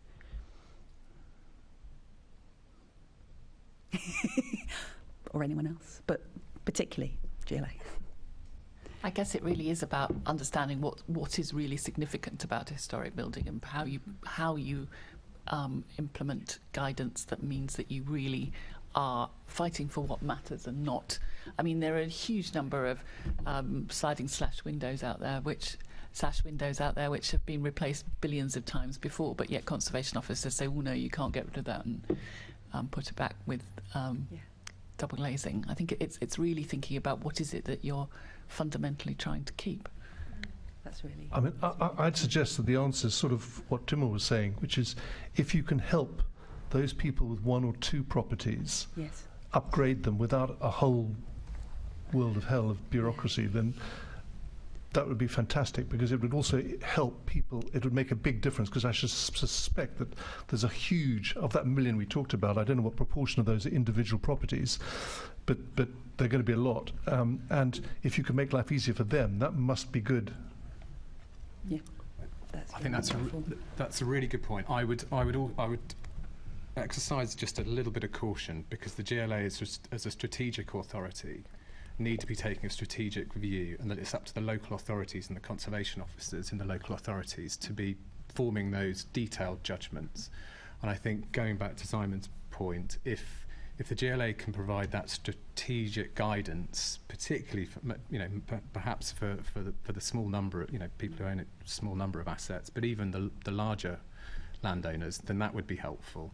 I would certainly be concerned if the GLA were then getting into detailed matters, which really that's for the local authorities in London to be dealing with. So if I could just butt in. That's fine. I'll come to you after, Kerstin. Just briefly, Heritage has got a very large policy base, and energy and carbon hasn't. So the problem is, from my point of view, or from our point of view as a local authority, is that people that deal with heritage are almost scared to make any decisions that are not going along with this kind of purist view on heritage protection, and make a decision that's more leaning towards energy efficiency or whole life cycle carbon. So what we would really appreciate, or probably need, is linking those energy and sustainability policies a little bit more to heritage through the local plan or guidance, and see how this can be combined in a more sort of positive way, so that people don't have that almost angst to make it, to recommend something that will be fought in public inquiries. And that's a real issue. That makes sense. Giving people the confidence, especially when there's a significant weight of cases in one area but not in the other. That's fine. What I was going to say was that you should, Historic England have been doing a lot of thought about this, about the relationship between heritage and carbon and all that sort of thing, and I would absolutely connect with them in a big way, and I'll give you a name after this, but I think that would be, you would get I think you would benefit hugely on their help, because of course they're very concerned about this issue, but they recognise that it's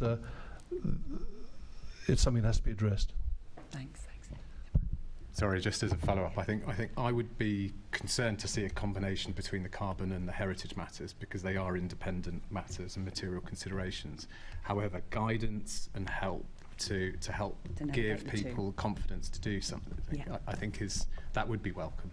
Yeah. But I think we would be getting into difficult territory when we would be asking, who would be making those judgments, and whether that's conservation officers or heritage consultants, about when you're factoring carbon and you're not trained in that area. So these are two distinct areas that I just want to be, have again exercise that. Yeah, I think that's what I heard really, but examples of how you balance them, I think, is what needs to be done.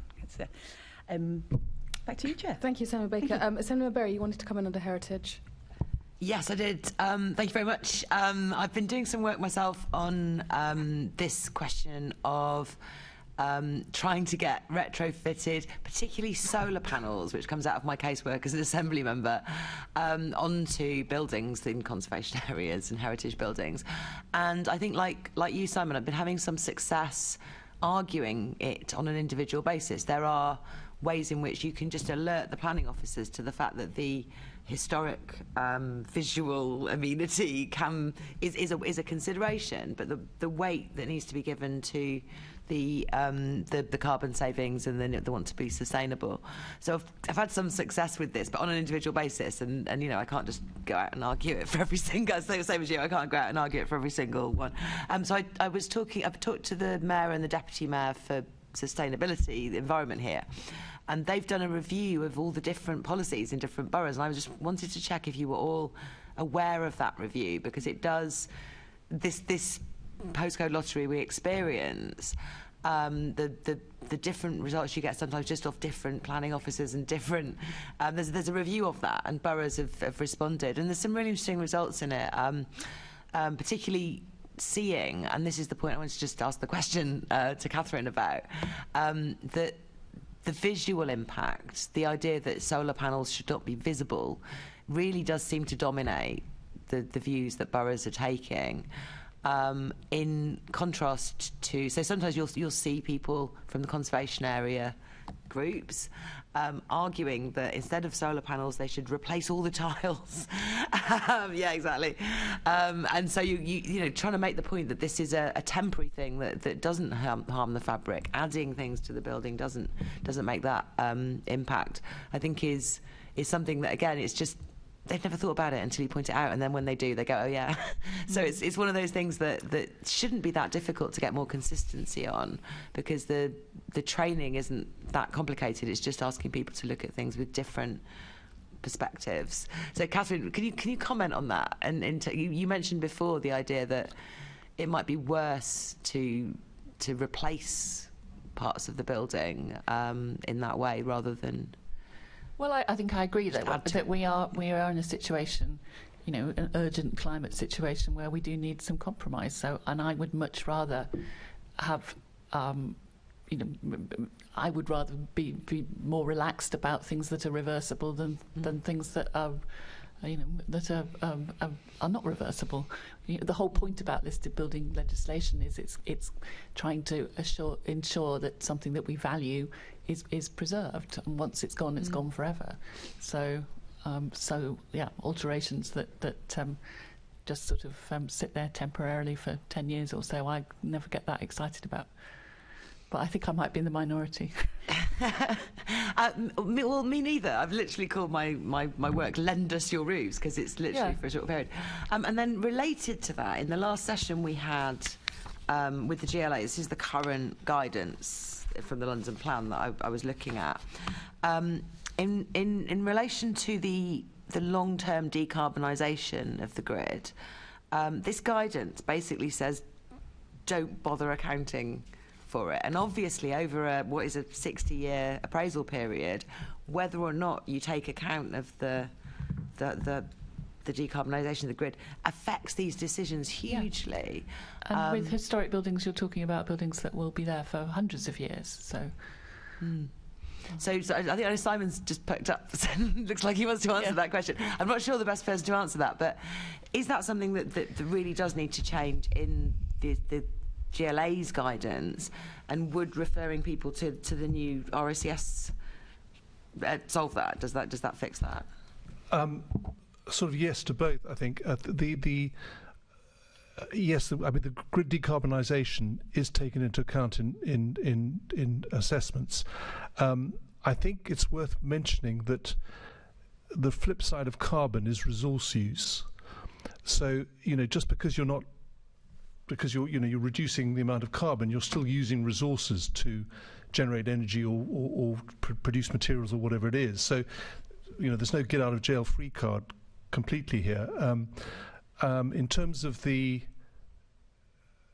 what was the other half of your question? It was. Does the new RICS guidance, does the GLA guidance need to change?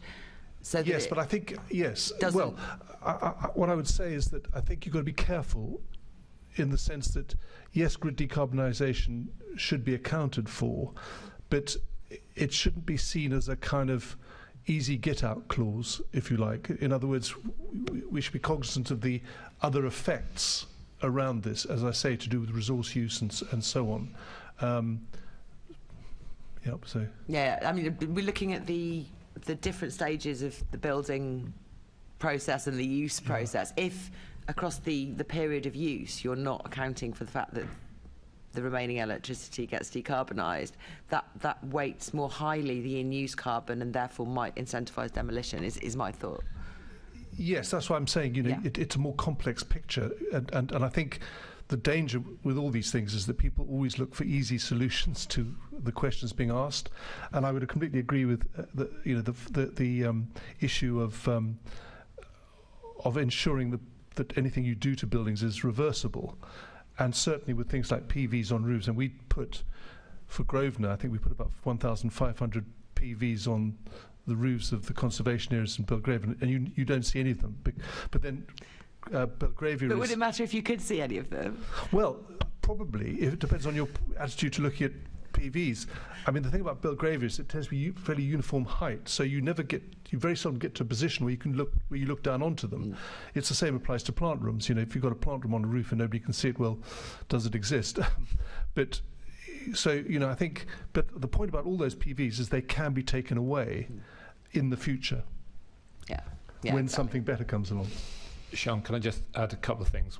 First one is, and Simon's kind of alluded to this, it'd be really helpful, I think, if the GLA could calculate the upfront carbon required in the transmission grid and in renewable generation outside of London, because that's part of the balancing calculation that you need to do. Do you expend that in the building, or actually is it better to have that expended in decarbonising the grid? And it's a bit of evidence that's missing at the moment. And then the second point is the GLA guidance, helpfully but I think still weakly, refers to energy management systems, and this is absolutely critical. I was in Germany the weekend before last looking at this stuff, and they've had a smart grid ready designation for over 10 years now. And what we're going to see is, I'll talk about residential home energy management systems, which are controlled by the grid. So the grid will be able to dial down your heat pump for a period of time in the peak. And that makes a huge difference to the amount of upfront carbon that needs to go into grid transmission and generation. So this is not kind of a simple calculating thing. Actually, how you manage electricity is really, really important. Okay, that's really interesting. That's slightly off my topic, and I think Timur, you had a comment there to make. I do. If a client rang me and said, "Does it matter that I want to put PVs on my listed building, for example, or historic building?" I would say, "I don't know. I need to come and have a look," because each case is different. What's really interesting about the RBKC listed building consent order is that they identify that there probably is some harm. So does it matter? I think the principal question is there unacceptable harm that can't be outweighed by the public benefits of installing the PVs? And RBKC have taken the view that there might be some harm from doing that. But when you start to look at the cumulative impact of all of those PVs across the borough, then that clearly outweighs the harm. Same position on King's College, King's College in Cambridge, York Minster recently as well. There is some harm. It's identified harm. That's okay. You have to attach great weight, but it's okay because it's outweighed by what we see as the benefits. Yeah, and I mean the contrast with a lot of conservation areas and listed buildings is if you can see it, it's a straight no. That's part of the problem. Well, yeah, and I often find myself disagreeing with that. So yeah, cool. Thank you. Thank you very much, Assemblymember Berry. Okay, over to Assemblymember Boff, who's going to talk a little bit about local plan requirements, the planning system and permitted development rights and the future of decision making. Assemblymember Boff, are you still with us? I am. Wonderful. I quite like the PVs on my roof. In fact, the house would look worse without them. So I know which side of the argument I'm on. Anyway, that's not the point. In some case, this is a question to Kirsty Draper. In some cases, there may be benefits from a rebuild scheme that would not be as feasible to deliver from a retrofit scheme. Could you describe what those benefits might be and how they may be balanced by an applicant? Sure. I think I sort of touched on a little bit on this earlier. I may say I think this question was kind of semi-answered in various ways, but we're trying to pull it together in one answer. Thank you. I'll build on what I mentioned. I think taking this out of the planning process completely and just looking at individual assets, developers at the moment are having to go through quite a balancing process. And it is a balancing act, and it's not an easy one to get right because you've got carbon, which is so important. You've got the upfront carbon, the embodied carbon. You've also got the operational carbon that you have to balance out between each other. But you then also have the other elements of ES&G. For example, you've got health and well-being, which is really important to occupiers, particularly after COVID, and bringing occupiers back into the office. There's a hyper focus on air quality, and I think occupiers have also realised that a healthier workforce is also a more productive workforce. But sometimes those elements don't actually sit that comfortably alongside each other because, for example, you're really trying to drive down the energy needs of the building, but occupiers are demanding some quite power-hungry amenity. I think glazing's always a really good example because you want lots of glazing for really good natural light from a well-being perspective, but then the pressure that puts on cooling loads actually can be really counterproductive to achieving net zero carbon or even just reducing carbon. And I mean, roofs are a really good example. There's so many demands on central London roofs, PVs, biodiversity, air source heat pumps, amenity. The reality is they can't achieve all of those. So it's a really delicate balance to how to even create a scheme at an asset level. And then on top of that, you've also got some of the other wider considerations, accessibility issues, how buildings sit within that micro location, how they engage with the community, how they bring that wider public benefit. Maybe it's about green space. I mean, some really good examples, I would say. 105 Victoria Street is a really good example of a scheme, and that is a new build. I would say they're working so hard to drive down both the embodied and the operational carbon. But on top of that, they've really engaged on the social aspects.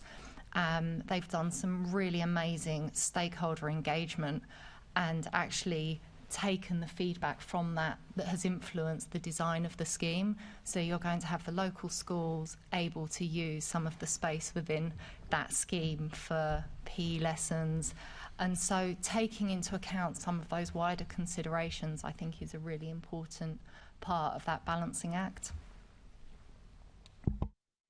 I mean, having windows means it's less likely that people are going to turn lights on, isn't it? Yeah.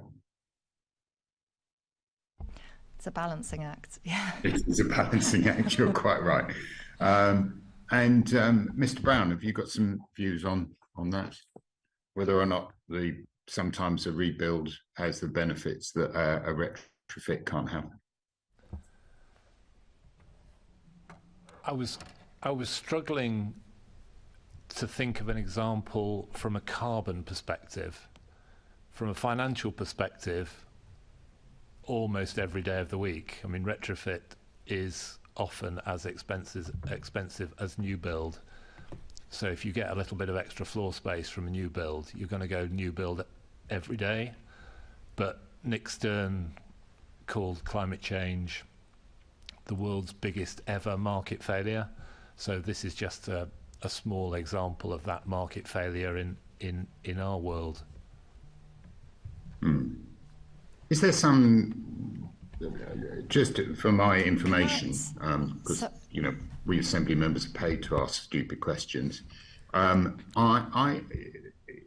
is account taking of the recycled building materials of a demolished property, is account taken of that?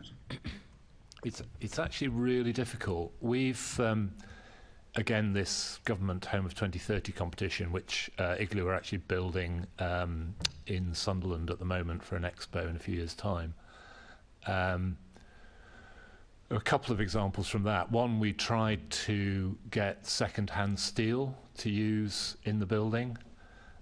It's extraordinarily difficult to get engineers to warrant the load-bearing capacity of second-hand steel. And then at the same time, the local authority was planning to demolish its not very old 1980s, I think, offices to sell the site for housing. And so we went to see what we could gather from that building that we could reuse, things like door handles, fairly basic stuff. But we didn't need them for maybe a couple of years. And there's relatively limited supply chain at the moment of people who will take useful things from buildings that are going to be demolished and hold on to them and make a business out of selling them on to somebody in the future. I think it's going to come, but it's not there at the moment. Right. Thank you for that. I'm going to move on to the subject we touched on earlier, which was Assembly Member Bosch, sorry, are you moving on to the question 17 on circular economy? Well, bearing in mind that the person giving evidence isn't there, who would you like me to ask that to? Well, no, I was just going to say, before we move on to that, I think Kirsty just wanted to come back in on this I do apologise. Sorry, it's very difficult to see online, when you're exactly. who's indicating. I'm sorry about that. No, that's all right. Sorry, it was just I wanted to build on the point. Yes, retrofit, I think, can be almost as expensive as new build, but it can also be significantly cheaper. And actually, you've got schemes like One Triton Square, which were delivered, I think it was 30% quicker and 43% cheaper than a comparable new build. And so actually there can be really strong financial incentives as well when you've got the right basis that the right base to work from. Sorry, that was all. Thank you. And just Assembly Buff, Timur has also indicated. And you asked about benefits of a scheme that may not be retrofit. I worked on the Barnsbury estate in Islington with Mount Anvil. In that case, you had the people who are living on the estate in poor quality homes, and Mount Anvil undertook a very probably best in class in terms of stakeholder management, and going and talking to the local people who are and the residents, making sure that they were responding to them in the proposals. And on the night of the planning committee, the gallery was was full of all the residents who were fully supportive and really excited about the proposals. Proposals delivered 914 homes, 426 were affordable. There was increased playable space, there was new community centre, there was works through, as part of that, proposals to reduce carbon. I can't go into that detail, I don't know the detail about that, but in terms of the new development as well. And Islington and the members were very pleased to see that come through. And I can tell you anecdotally, it was the residents who wanted to go for a drink after the planning committee rather than us. So it just go to show that and you'll all be aware of this, the importance to residents. Sorry, Timur, I missed the beginning of that, and that was an example of rebuild. That was an example of rebuild. Yeah. It was Barnsbury Estate in Islington. Yeah, no, thank you. That does add a complicated dimension to it. I mean, I just wanted to quickly, sorry, Boff, before I pass back over to you, just circle back to something you said, Chris, which is, in your opinion, there is never, or there hasn't, to your mind so far, been any cases of rebuild being better than retrofit in terms of from a carbon perspective. That's correct. And does the panel share that opinion in terms of not having any examples, or? Yes. Well, I do. I don't think we have any build examples, so we haven't received any post-completion statements to underpin that statement. So, because basically the whole life cycle carbon policy only exists since a few years, and buildings haven't been implemented since. So we're happy to receive all this information and monitor it ourselves. So that will bring out the answer, I think. Okay, fantastic. Thank you. The one scheme which I haven't been involved with, but I've read the headlines, is again 105 Victoria Street, where the life cycle carbon assessment on the existing building versus the new build. The existing building was so operationally inefficient that after 6 years, the new build became a better option. Okay, thank you. Boff, I'll pass back over to you. This kind of goes back to what my intervention earlier about whether or not we're creating incentives for people not to renovate and rather rebuild. Anyway, so yes, if we can go back, perhaps to all the panel, if anybody's got any examples of what the implications are of the London Plan circular economy policies, which are there to encourage retention and reuse for estate regeneration, if you've got experience of estate regeneration.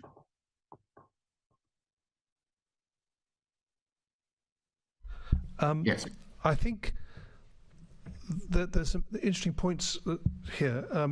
The first of those is that when you talk about circularity and reuse, recycling, and all that kind of language, it's really important to distinguish about what's sort of good and bad about it. So, for example, if you, a sort of simple example would be if you build a wall with bricks and you use cement, mortar, the bricks all get stuck together, and the only way you can recycle that bit of wall is to basically smash it down and turn it into rubble that goes under motorways and things. If, on the other hand, you use, say, lime mortar, you can usually get it off, and you can then use the brick as a brick. So what many contractors will tell you is that they recycle 95% of the construction waste. In fact, most of that is probably going into landfill, well, not landfill obviously, but going into motorways and all the rest of it. So there's a real kind of qualitative difference between the sort of levels of reuse and obviously what we want for a true circular economy is to come back at the same sort of level that you start out at. So the brick wants to be reused as a brick, and over several centuries it might be used several times in that way. I think the other point, which may sound slightly counterintuitive, but I think one thing I said earlier was that ultimately what I'm concerned about is low carbon buildings, whether they're retrofitted or new. And I think if you build a building entirely out of reused or recycled material coming back at the same level. Obviously, there's going to be a cost to that, carbon cost to doing that, but in a way, it's not that different to reusing a building, but you're just reusing bits of a building and reassembling them, if that makes sense. So I think it's a question of understanding that the circular economy is both resource efficient and carbon efficient, and it's how we kind of maximize those. I would also say that it's important to encourage people to design for future disassembly. In other words, design for future retrofit or refurbishment, so that buildings are not things that are, if you like, immovable. So you want them probably to last long, so you're not having to rebuild them or they become stranded assets. But equally, you want them to be capable of being adapted and changed as time goes on. So something that's an office building today might want to be a residential building tomorrow, and so on and so forth. Thank you. Anyone else? If not, I'll move on to permitted development rights. Perhaps Ms. Kane and Mr. Tatlioglu, how do permitted development rights impact on the sustainable outcomes of buildings?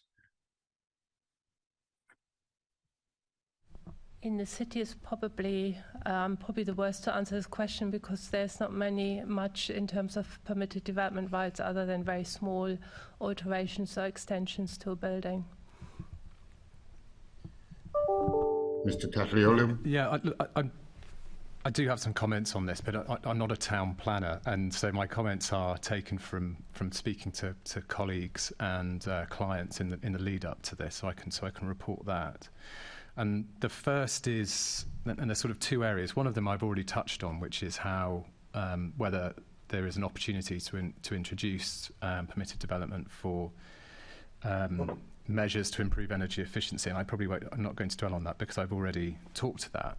The first is sort of in terms of, because I've certainly seen it in the press, talked about removing permitted development for demolition of buildings, particularly where they are outside of conservation areas. And the idea is that removing that right may improve and reduce carbon expenditure. Now, our clients generally use PD rights in this type for a number of reasons. One is to expedite the enabling phase of a development where the planning permission has already been granted. So the planning permission is already there, but afterwards then seeking prior approval for the demolition of a building, so it can move quickly, so really you can get on with the construction programme. To ensure that below ground surveys can take place, because we're finding that trying to find out from the utility companies, electricity, water, sewage, is taking a very long time. So it can be slow to get that information, so developers can ill afford the long wait for a site to sort of wait dormant.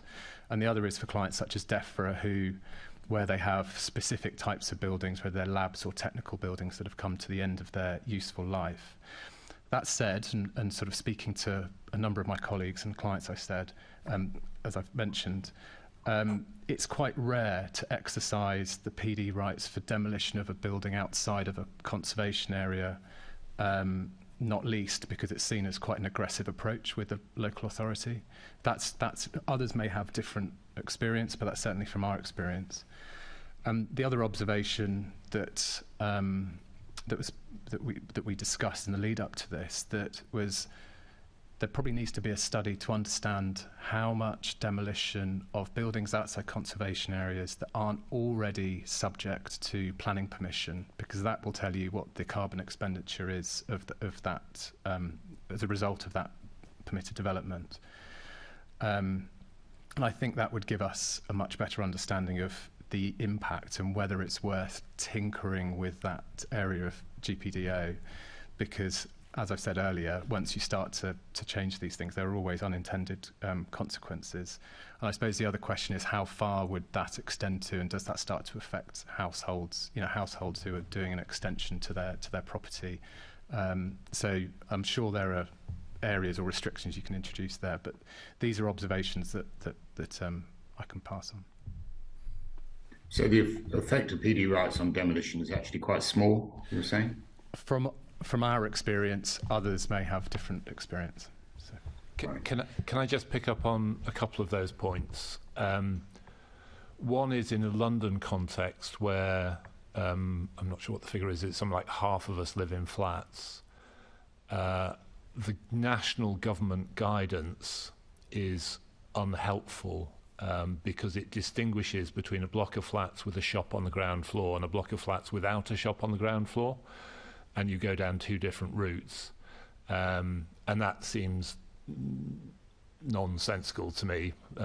If it's 10 stories of flats on top of a shop, why is it different to 10 stories of flats not on top of a shop? And that's for PV panels. And then the other one, which is again with the Victorian terraced house hat on, PD for lofts and extensions is bad for the climate. It's fixable, or at least it can be made less bad if you were to issue an Article 4 direction, take away the PD rights, but then grant them back subject to people doing energy-based retrofit. That would be a help. It's still negative for the planet to extend in any direction, but that would be much less of a negative. So extension into those going up is an issue. Yeah. So the typical PD loft extension is the ridge height wouldn't change. It tends to be limited in terms of headroom. It creates extra floor space which you have to heat. That's bad for the climate. It's often not well insulated because of the people that tend to do these things.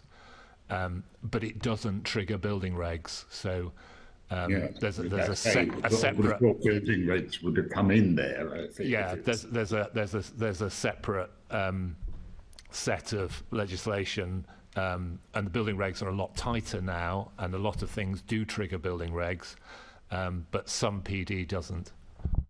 Oh, that is that's new on me. Thank you very much. Senator Boff Simon's also indicating. Thank you. It's difficult to see up here. Thank you, Chair. At the Environment Audit Select Committee, the report, permitted development rights, not surprisingly, came up as a big issue in respect of sustainability of the built environment. And I'm just going to quote quickly off a piece of the report which said, in particular, the government should urgently undertake a full investigation into the impact extensions to permitted development rights has had on incentives to retrofit existing properties. PDRs should then be reformed to align with the government commitment to promote reuse and retrofit ahead of demolition. So, and that's just one quote, but so it was quite a big issue and was seen as being a significant problem in promoting retrofit, the PDRs. Well, it's nice the government's coming round to the London Assembly's view of permitted development rights. So I think that's preempting it. I'm not sure the government's come round, but certainly I think the parliamentary committee has. Well, that's good to hear. I'll go on to the next question, if I may. Please. To Ms. Kane, how do local authorities and the GLA weigh up the whole life carbon impact of proposed development alongside factors such as heritage considerations and local plan requirements? Thank you. I think I referred to it earlier. We have. You did, yes, but let's have it again in place. Thank you. We refined our pre-application process considerably to work out together with applicants how to align their aspirations with our vision of the city. So that includes not only but a lot of whole life cycle carbon options. Issues, but also other things like climate resilience, biodiversity, health and well-being, the whole range of planning issues. So we try to establish that early on, and manage our expectations throughout the pre-application process. And then as it turns into a planning application, we expect that there's a kind of balance that we can work with. So, so that takes the kind of controversy out a little bit at the end of a planning application process, because we have kind of agreed already where we focus on. And so, of course, it's very important that the scheme addresses all those issues in the round, and that's how we basically try to apply the optioneering process to see how we can best achieve those objectives with the lowest carbon impact. So that's in the round what we do. It's obviously it's different for every scheme. Every scheme has different opportunities and constraints. So we have, for example, on Monday approved another tower which has a lot of opportunities in terms of heritage preservation, archaeology, revitalizing a Leadenhall Market, for example, that sits next to it. So there's a lot of issues that positively contribute to the resilience of the city and the vibrancy of the city, which is very important to us because we need to deal with the aftermath of the pandemic and make sure that the city remains a compatible and desirable place to come and work. We also obviously add education, culture into the mix. So all this goes into the planning balance, and that's what planning officers in the end do. I'm sort of trying to contribute the carbon emissions balance, and yeah, so that's how we try to balance the issues against each other. Could I just make a quick comment on that?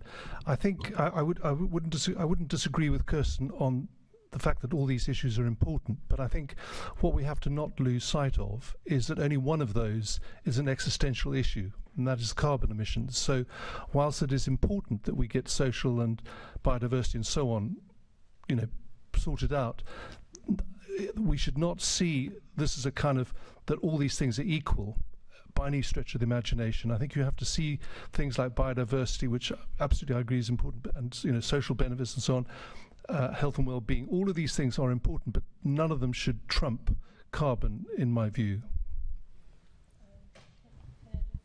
Yeah, do you want to put your mic on? No. Oh, you're on. Am I on? Yeah. Right, sorry. Yes, so I forgot to mention that's obviously the issue with stranded assets is a big one in the city. So what we're trying to avoid is that buildings become stranded assets, because that impacts on the wider area as well. So, and we don't want to get to the place where the city sort of loses its lifeblood, basically. So as we think that the worst carbon impact is a lot of buildings that nobody wants to live or work in, and especially in a very central location like the City of London, which is highly accessible through very sustainable transport modes. So there's that kind of balance as well. That's very important. And I do agree what that carbon is one of the most important issues, but we still have to have in mind those issues that determine the future and the use of the City of London.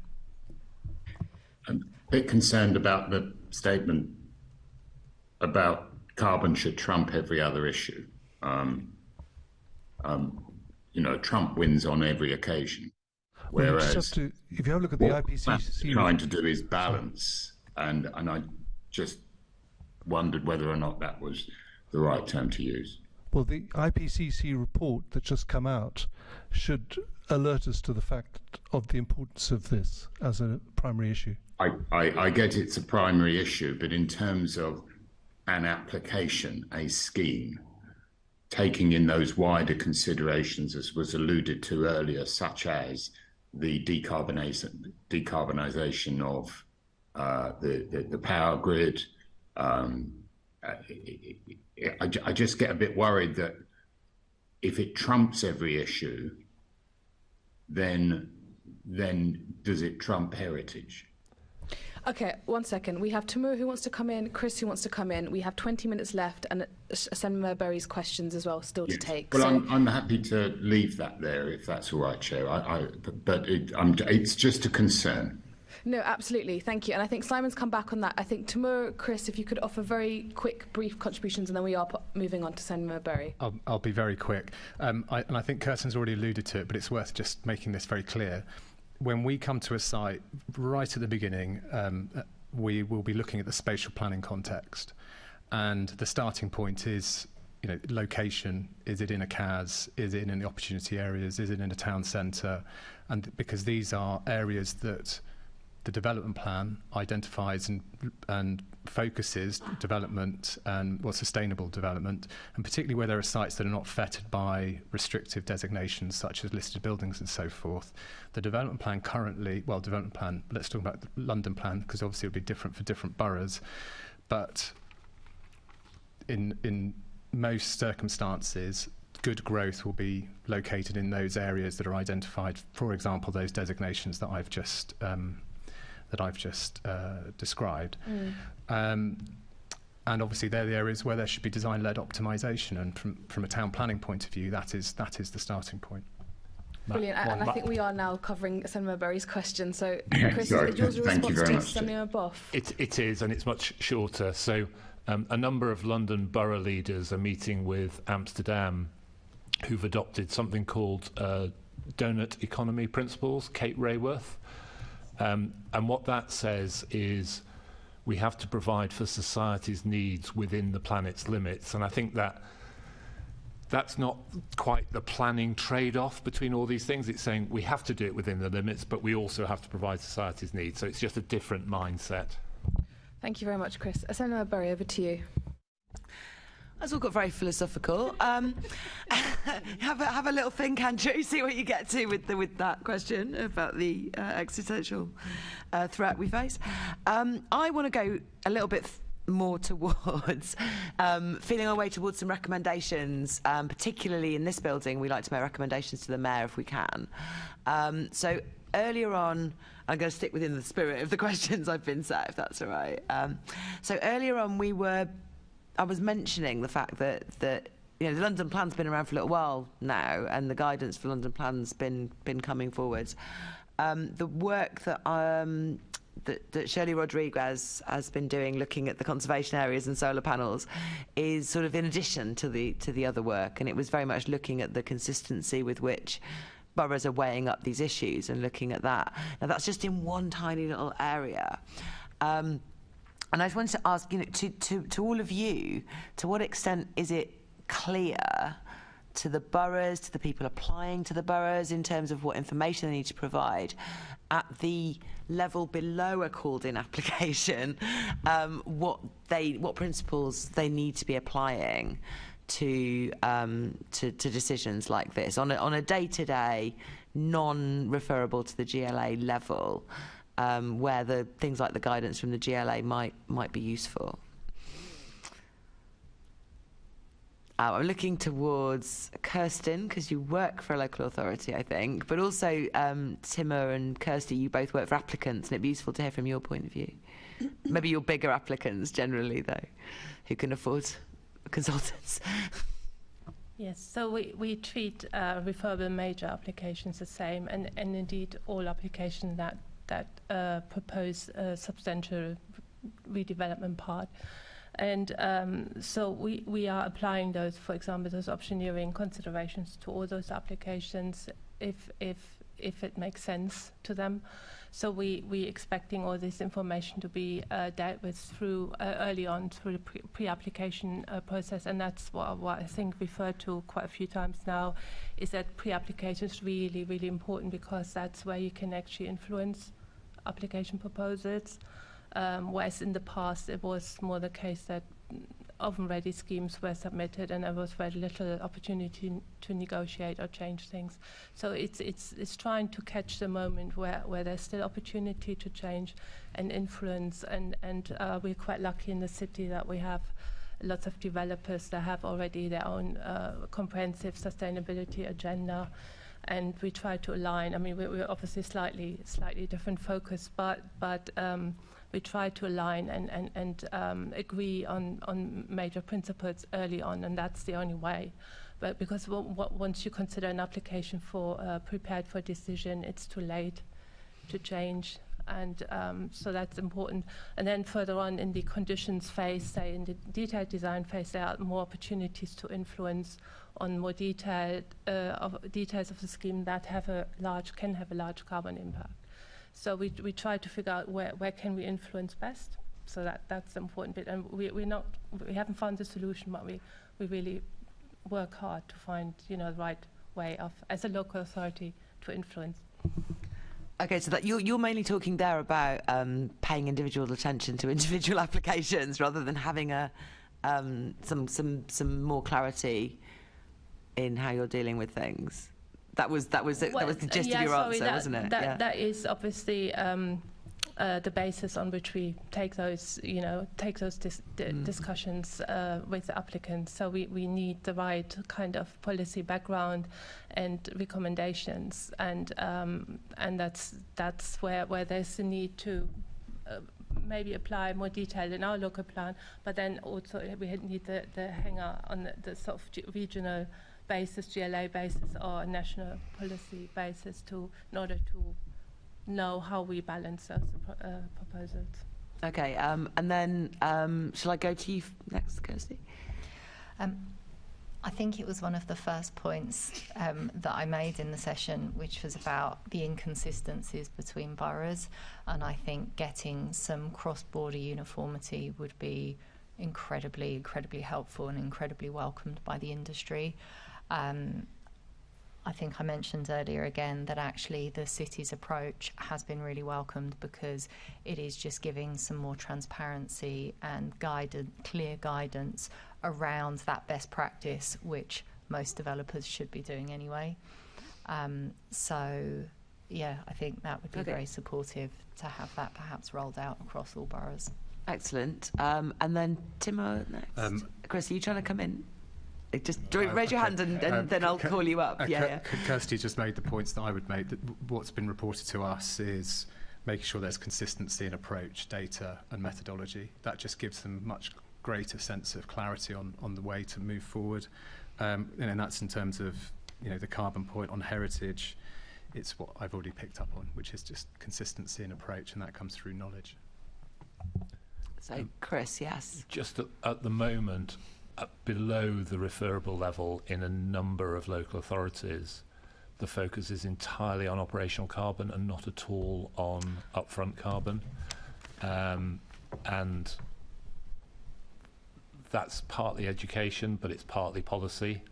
And I take Kerstin's point about looking for hooks in higher level plans, and I suggest planners looking at the National Design Code guidance, which does give a hook for including upfront carbon in policy. And we've got to move. We can't wait for the next local London plan. No. We've got to do this now. And so we need to be working, clever planners need to be working really hard to find out how we can do it much more quickly. That's really useful. So now I have a question about things that are written in the current London plan, which is the policies around circular economy principles. So there's a case that's been brought to my attention in Lambeth Borough where, one of the councillor I know was trying to raise issues around circular economy principles for a scheme that was coming forward, and asking questions. And they were told during the meeting that the circular economy is not a policy consideration for members, and said that London Plan Policy SI7 was only applicable to GLA referable schemes. So I'm looking at you, Simon.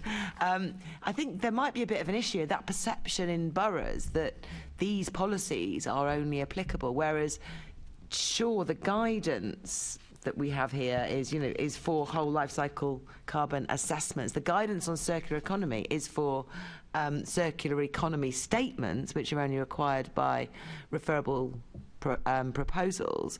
But the policy says circular economy principles are applicable to all applications. So I'm losing the amount of words I can speak at one time there. So is it the case that the mayor should be producing more guidance on how to do the sort of principled and simpler assessments, and removing that perception that it's literally only for people who have to do the entire assessment? Yes, I mean, I think I'm sort of slightly hazy on the Your mic, Simon. question, but Oh, you need to put the microphone on, sorry. sorry, I think I'm slightly hazy on the focus of the question, but I think certainly there should be clarity if there isn't, obviously, and I think there is. I think there was efforts were made to get the circular economy aspect and the whole life carbon aspect to work together as far as possible, but. Yeah, in our previous meeting, we discussed whether those two things really should be separate guidances. Yeah. Well. I mean, I think exactly. So I think that there needs to be sort of coming together. I think of those things. But the fact that the gist of my question was that that because we've issued strong guidance around referable schemes, there's no requirement for boroughs to look at the wider principles when making decisions, and I think that is potentially an issue. Yes, I would agree with that. Yeah, very definitely. Yeah. Can I just come in? I think Chris made a really good point earlier about circularity and actually some of the really practical challenges with implementing some of those. He spoke about the steel and reusing those, and the challenges with warranties, and the challenges with storage.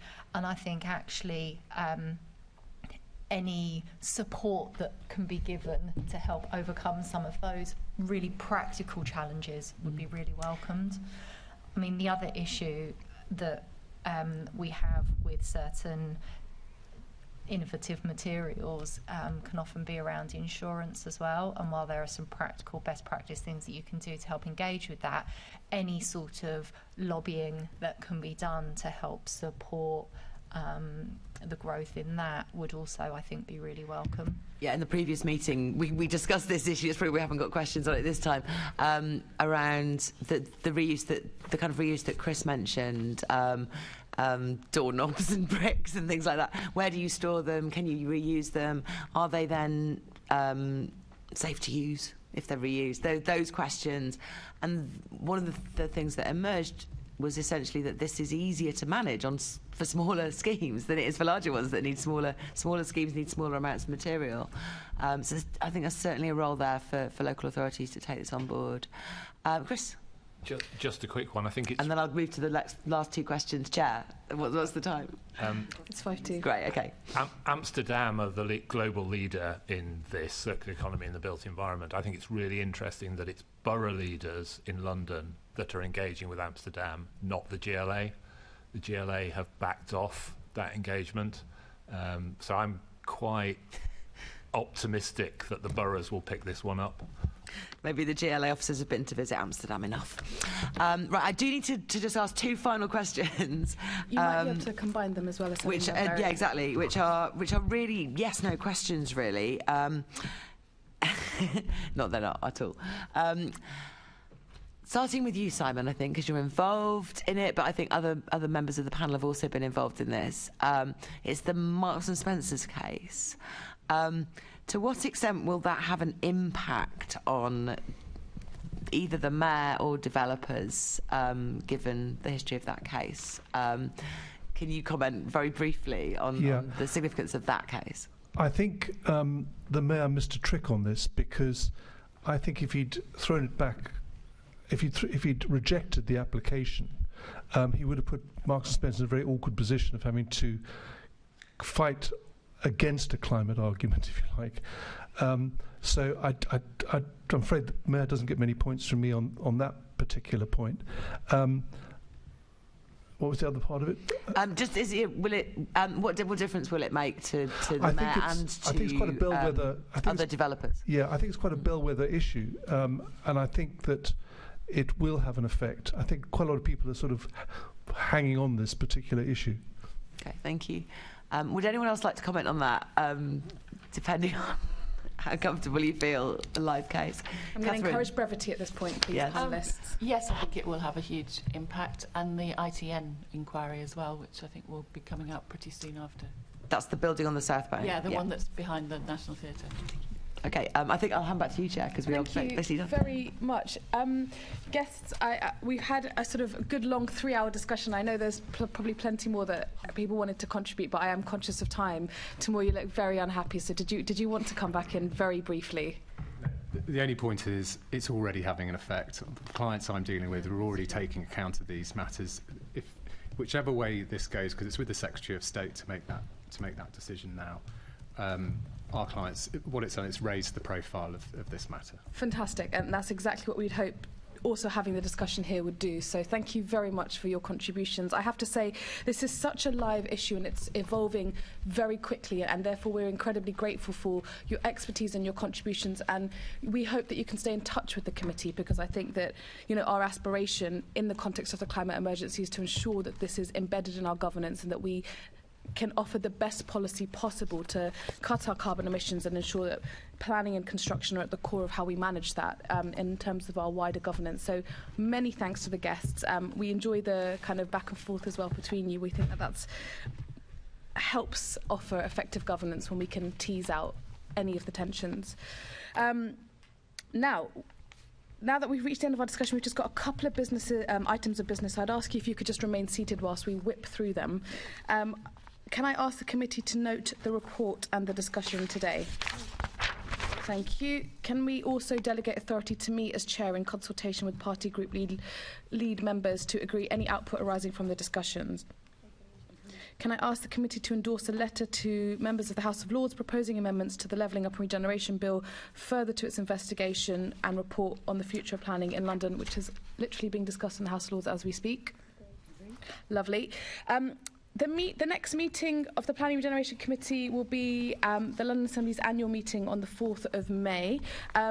This is the last meeting of this municipal year, and I have to say it's been a real privilege to chair it. A big thank you to my Deputy Chair, Emma Best, Assembly Member Emma Best. It's been fantastic to work with you, and a big thank you to the committee members. I think you bring, you really, you show us how scrutiny is done, if I'm going to be honest with you. It's a real pleasure working with all of you, and I value each and every one of you and what you bring to the table. A big thank you to Sarah Jane and Ashley from Scrutiny, Jack Booth, Marissa and Diane from Committee Services, Tony Smith and Emma Bowden from Communication, GLA Comms. It's been a real pleasure to work with everyone. I have no urgent business, which concludes today's meeting. Thank you very much, everyone. Before you bang the gong, thank you for a wonderful year of chairing. Oh, thank you, Assembly Best. That's really nice. We are so wholesome here. You're definitely going to come back, aren't you? Okay, thanks, everyone. That's a wrap.